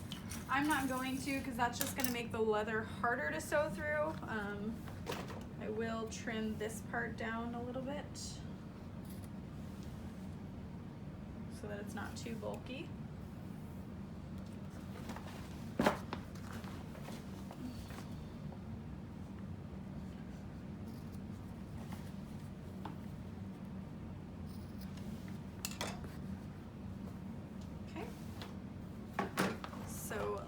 let's go ahead and birth this bag.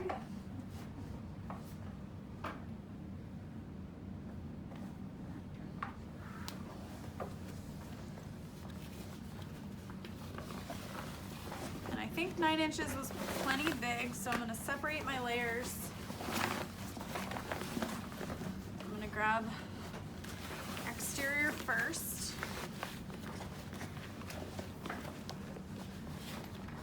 Luckily, I used Decovil Light to interface this, so any wrinkles that we encounter should kind of rest out later on. Careful not to scratch your leather too much, if at all.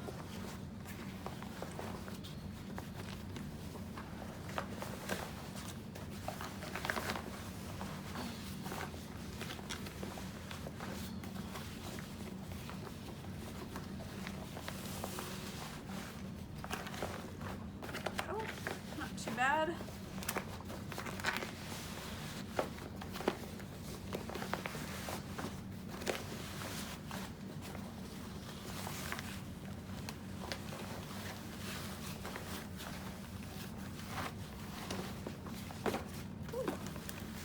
Okay. So far, so good. So I'm going to push out this seam so I can check it out. But it does look pretty good. Oh yeah. Oh yeah. She's cute. Okay, so it says, the pattern says to sew the side together before you put the lining in. So the way it kind of folds in on itself, you want to fold that seam from this corner. And this would be hard if you just have a regular domestic, but here's how I'm planning on doing this. Is just folding that seam and clipping it first so I can see where it would be instead of doing that now. Because it may work out that I don't want to do it. We will see. Okay, so I'm going from that corner.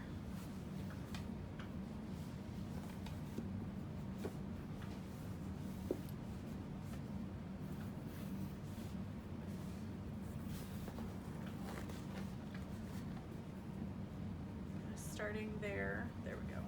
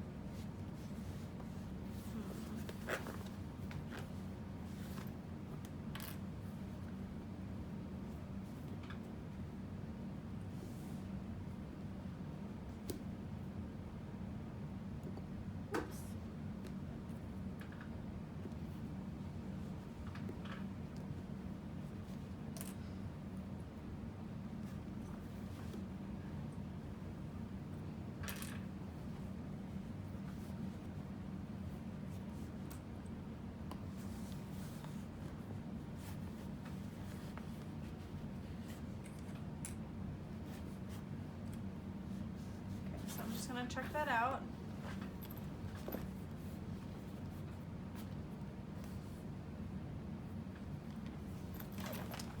I went a little too far over with this side.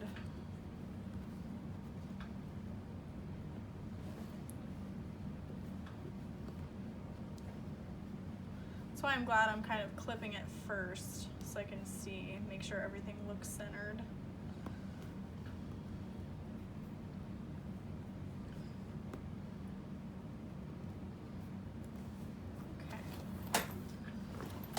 Kind of what that looks like. Clip this side as well. And now it doesn't make sense to me that you wouldn't sew the lining to it as well.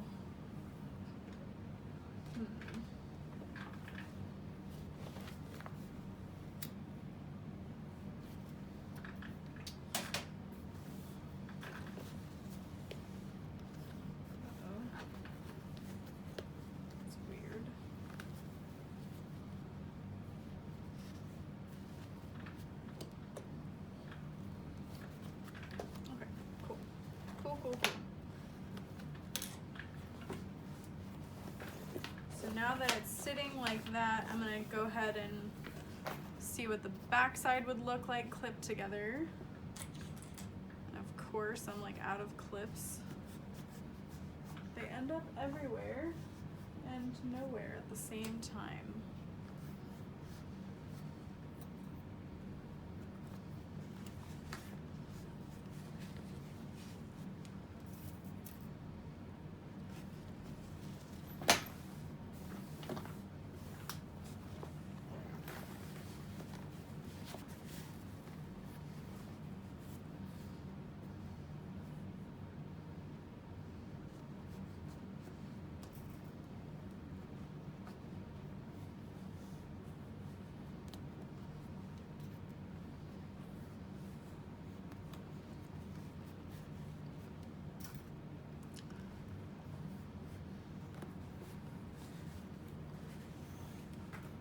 Okay, I think I like what I'm looking at.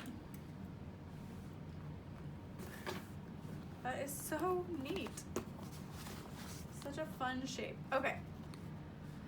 So we're gonna start by unclipping it, and you want to be about 1/8 of an inch away from the top, it says. So stitch length, I'm gonna set it to 4.5. And we're just gonna start, I'm gonna start 1/4 of an inch from the top. And backstitch, backstitch. And then just go really slow, about 1/8 of an inch from the edge of the bag.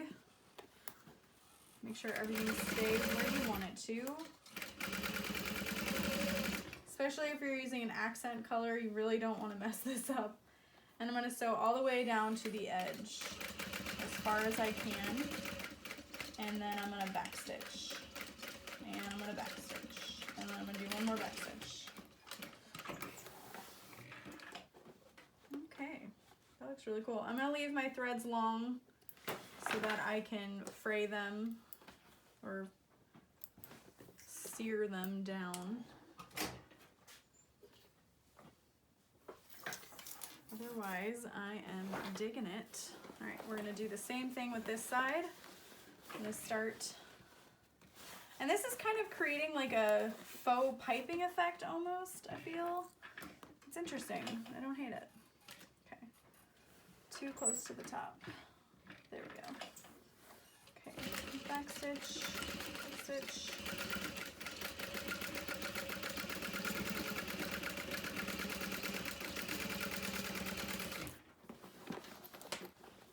Make sure everything else is out of the way and it's coming to a point very nicely. And then we're getting close to that bottom, so we're just gonna slowly backstitch.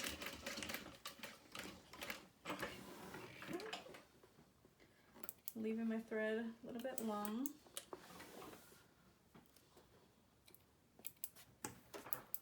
Okay. I'm gonna replace these clips. All right. So now I'm gonna start from the bottom. And to protect my leather, I'm just gonna use another scrap piece of leather.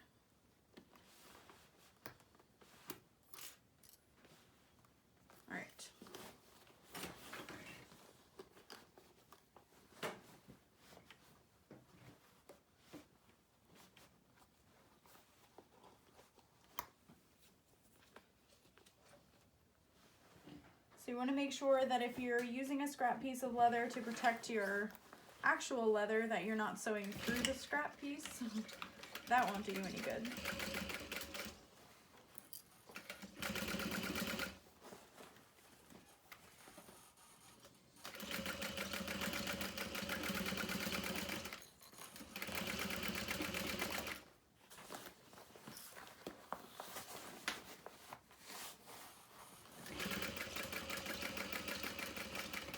And then don't get too close to the top.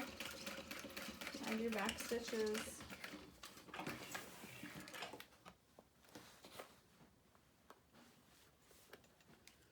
And clip your thread.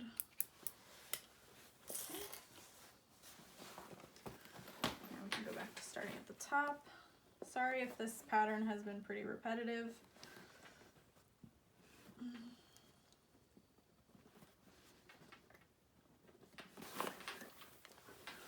We're pretty much almost done though. Hopefully we don't mess it up.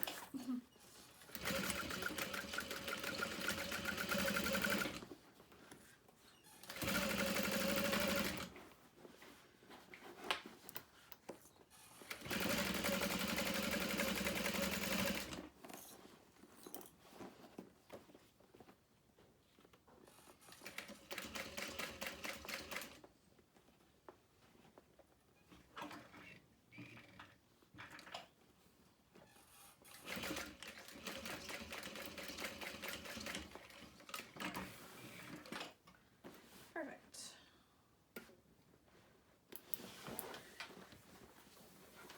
Okay, now I'm just gonna singe these threads, trim them a little closer.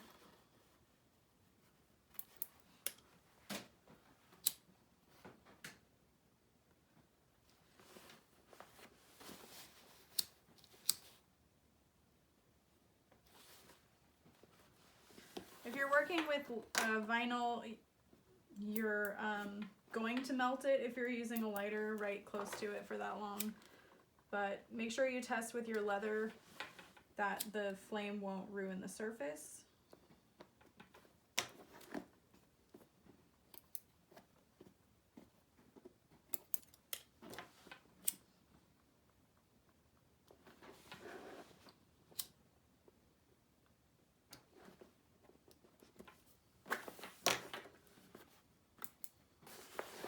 And I know that I'm trimming them down after I said I would leave them long, but I'm leaving them long so that I make sure that I get them all, if that makes sense. Okay, so that side is done.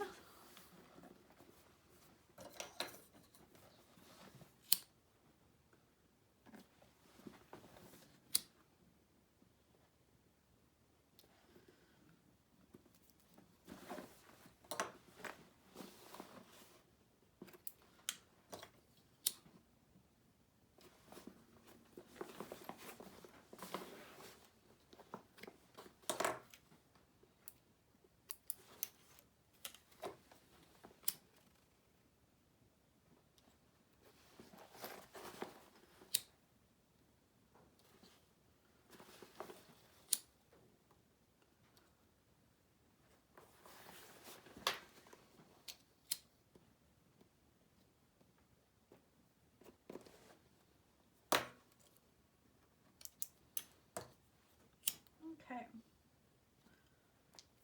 So I think now we're ready to top stitch the bag and add the handles.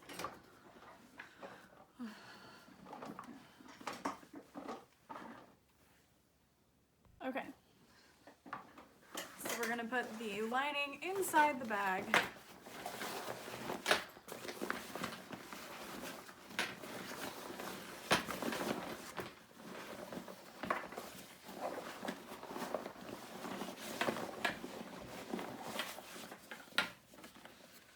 Line up those handles.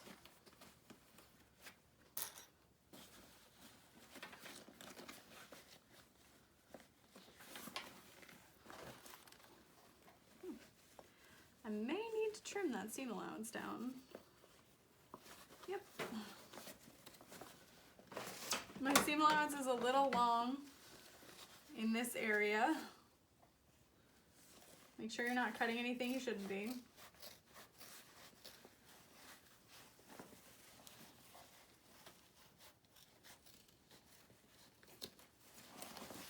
Very funny. Okay, there we go. Okay, clipping that down on that handle opening.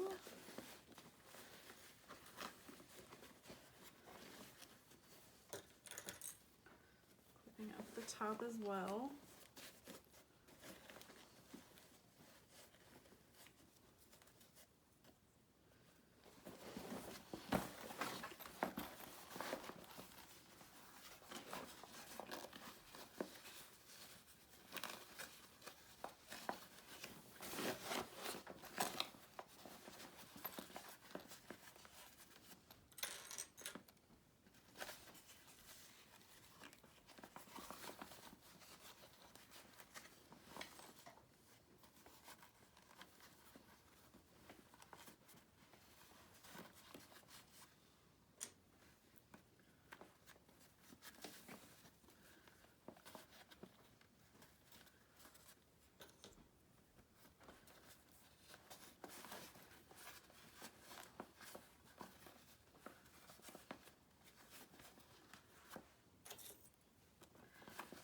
top seam is really interesting.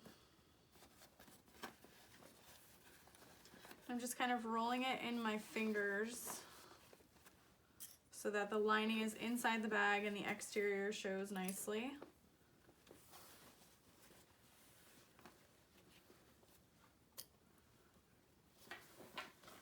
And then I'm going to clip around the handle as well.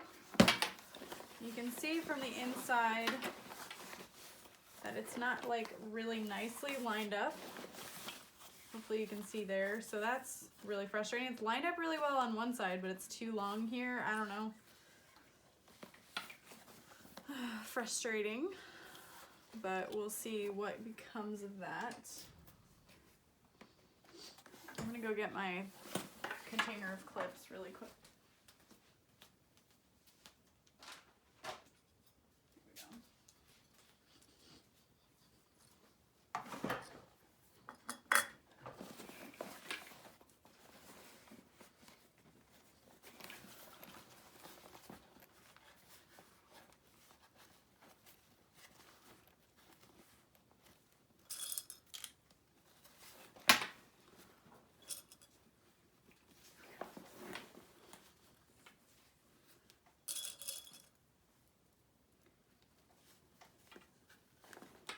I'm thinking after we top stitch, we can kind of figure out the handle situation just a little bit better, but we shall see.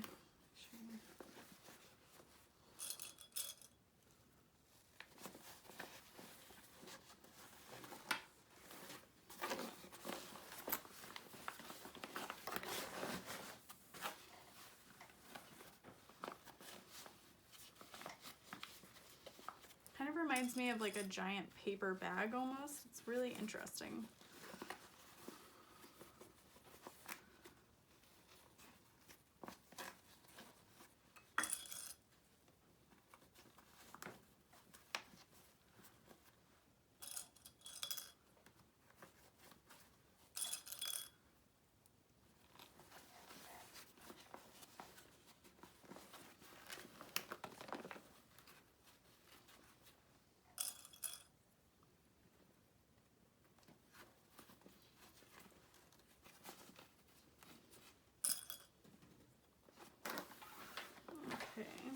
Where did that clip go?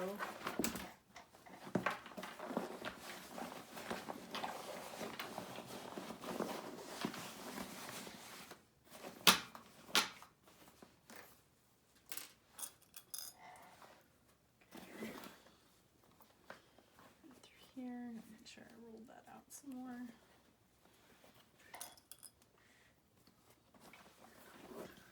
Okay, very cool. Make sure your facing goes back into there. Come on now. I'm gonna clip that down there. So this one actually turned out a little bit better. You can see there's only a little extra of that facing showing, so I'm not too mad at it. But I would have enjoyed it a little bit more.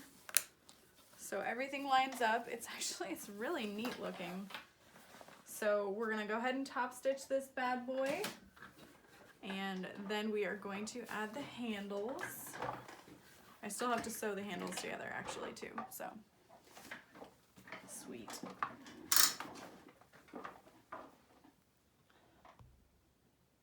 Okay, time to top stitch. I've got it still set to 4.5 because I want it to be pretty consistent with this side stitching. Let's snap that. You can't forget we have to sew that closed still, but I just need a minute. Okay, so I'm going to start my stitching on the back side of the bag, kind of close to that side seam. Keep it folded over. I'm gonna start it at like a 2 so that we can lock that stitch in place, and then I'm gonna extend it to a 4.5.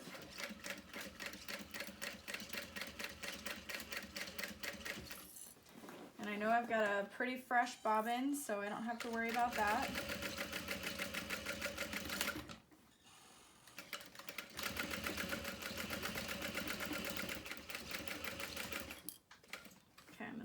my needle in, kind of resituate, because at this part, you kind of have to sew over here and then go straight. It's interesting. It almost creates an extra little corner of sorts. Okay, so we're gonna go.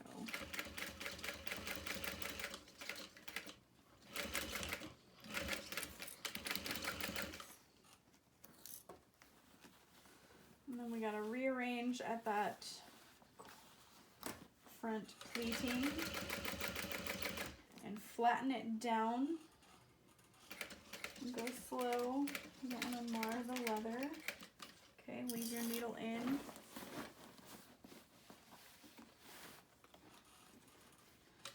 Continue on.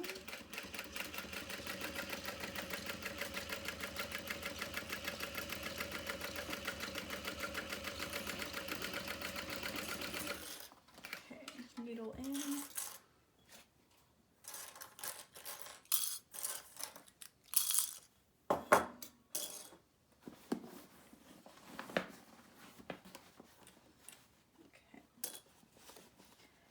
Fold the little faux piping towards the side panel again. Go nice and slow.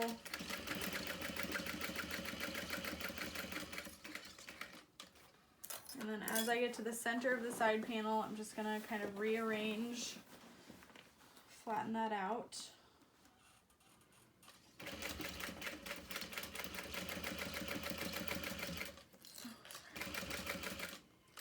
And then we're almost finished. So I'm gonna push that faux piping to the other side and pivot. I'm gonna go just slightly past where I started. I'm gonna backstitch, and then I'm gonna again make my stitch really small so I can anchor it into place. Okay. C'est merveilleux.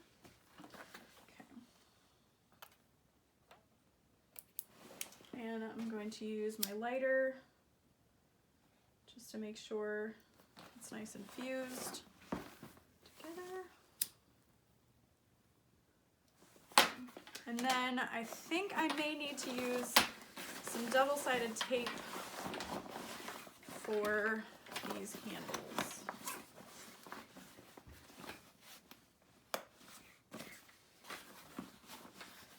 Okay, so the sides get folded in.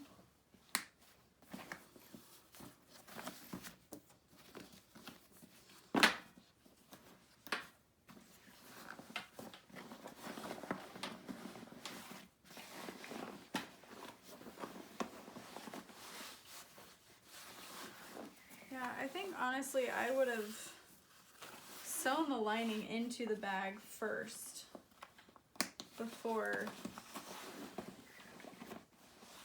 like I think I would have sewn the lining into those side seams so that everything fits a little bit better together. I don't know, maybe that's just me being weird, or maybe it wouldn't have worked out. I don't know. Because I'm not hating this bag pattern, but I am hating what I have to do to these handles because I can't do what I plan to and have it stay. You know what I mean? You don't know what I mean.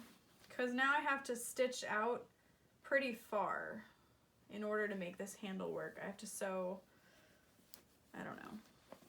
You could probably just use a really strong glue and keep it clipped together, but like my handle goes all the way over here in the lining. It's just so weird. But everything clips together.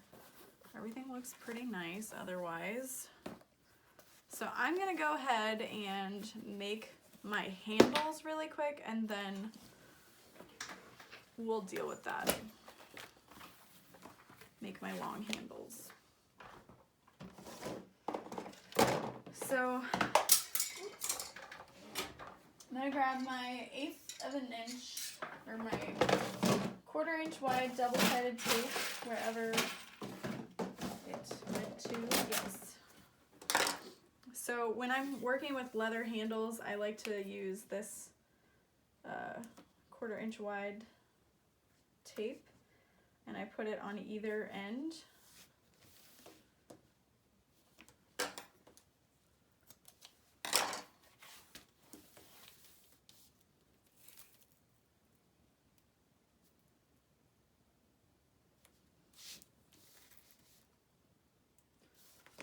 Either long side.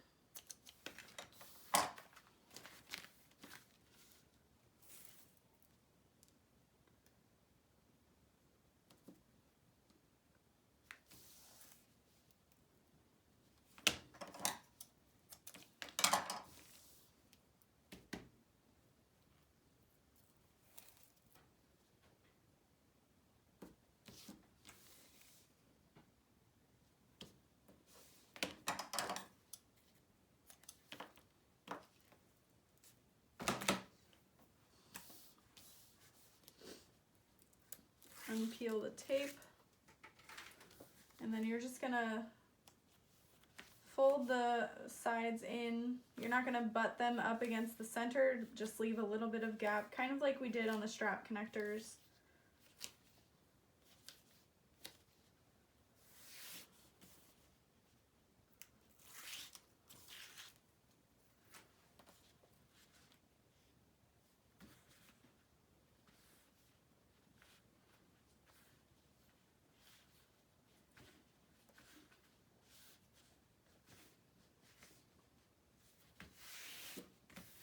And then I'm just going to repeat with this other strap.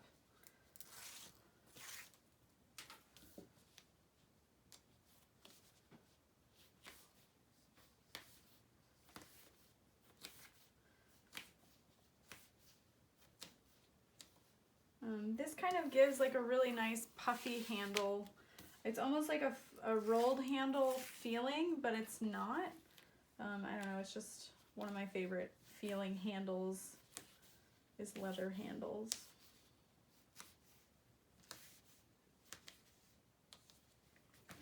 Okay, so now we're just gonna fold this on itself. I'm gonna leave a little bit of a gap of the front side so that I can see it on this side. And I'm gonna stick with a 4.5 and back stitch.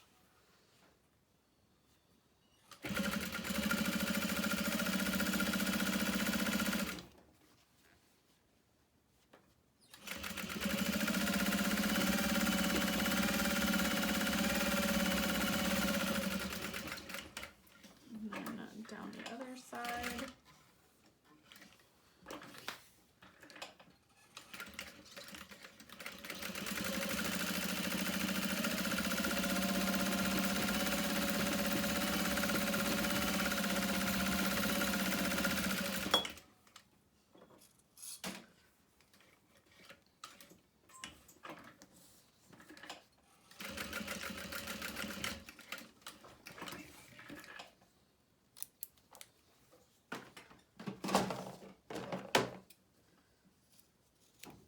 Use my scissors to trim off the excess so they're nice and even.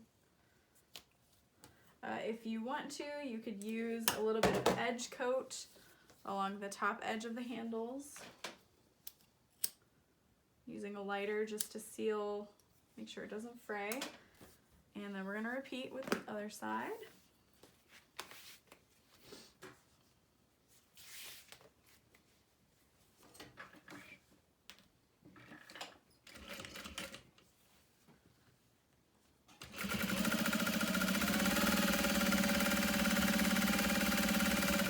I'm just kind of keeping an eye out to make sure I don't run out of bobbin.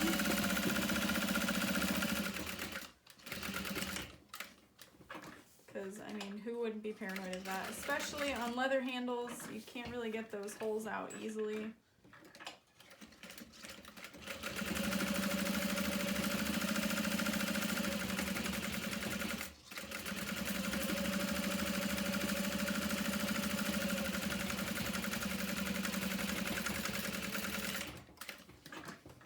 My machine lets me. Alright. Again, just going to trim off the extra pieces so they're nice and even.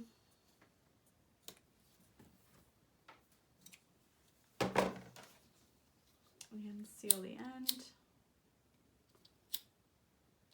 Okay. Ooh, so soft, so pretty. Alright, so we'll set these aside for now. I am going to change my bobbin before I get started on top stitching. Oh, well, it's not looking too bad, but it could run out, and I'd rather just know that I have a full one. I'm going to try and top stitch these grab handles. Oh, I'm not sure what we can do. All right. So, yeah. I mean, if I stitch around how I had planned, I'm only going to be missing a little bit over here. So I don't think it's that big of a deal. I'm going to go ahead and do it how I originally had thought to. And since it's for my friend, I know she'll understand. Not really charging her much anyway, so. Okay. Go ahead and seal this up. Add a name tag.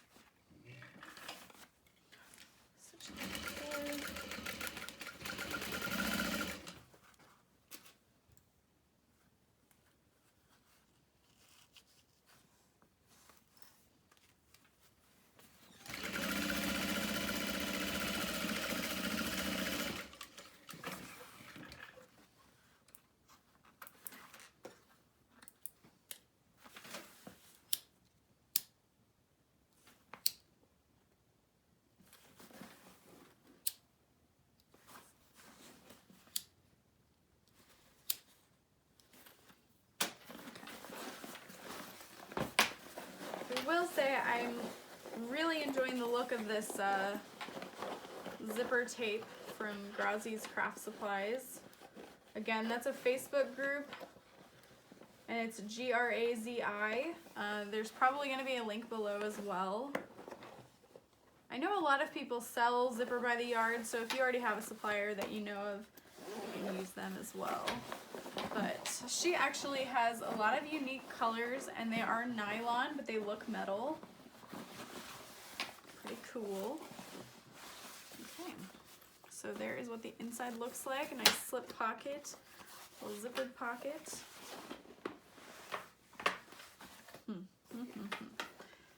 Okay, let's do this thing. So I'm going to switch my stitch length to a 4.5. That's what I used for top stitching, etc. And I'm just going to go about 1/8 of an inch from my existing stitch line around the outer circle. So if you have my same machine, it's in between the two walking foot mechanisms.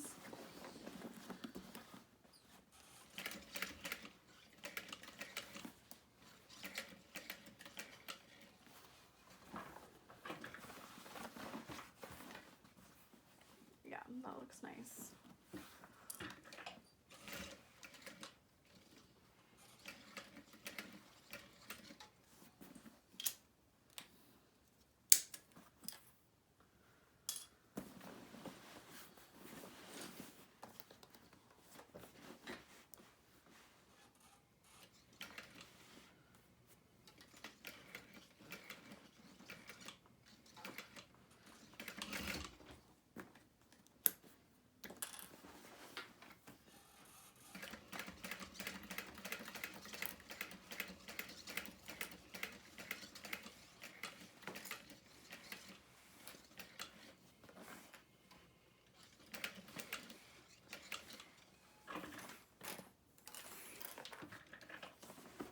I would almost go so far as to say you should just come up with your own shape for the handle. You could even make like a really neat looking triangle almost.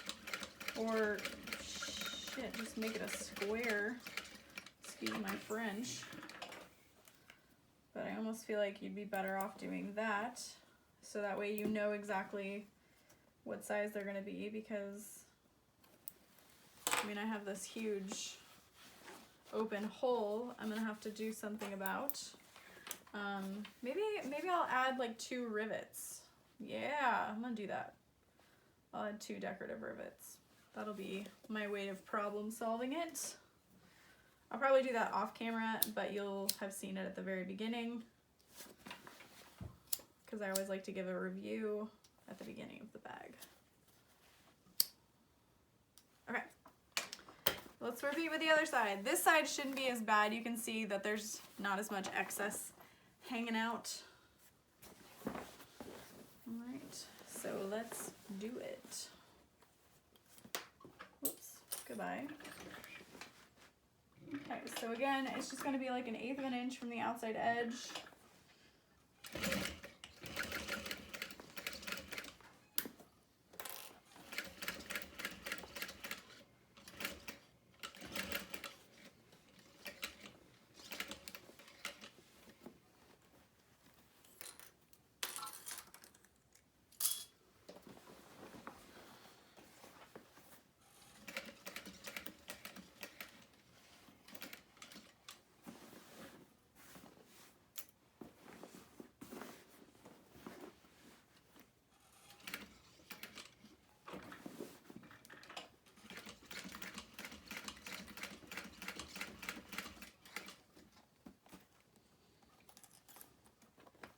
And then I'm not sure if I've ever mentioned this, but when you're sewing, a trick to getting things straight is not by looking at the needle exactly, but kind of at the seam allowance and the distance between your needle and where you're sewing.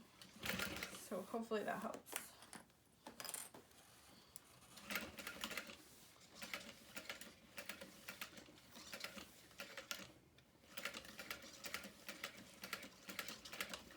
It didn't help me just now, but that's because I was talking. All right, so now all I have to do is rivet these handles on, and she is done. I hope you guys enjoyed this video. If you did, be sure to give it a thumbs up. If you'll never, ever, ever in a million years make this pattern, be sure to tell me below. I would love to hear your thoughts. And I will see you guys in my next one.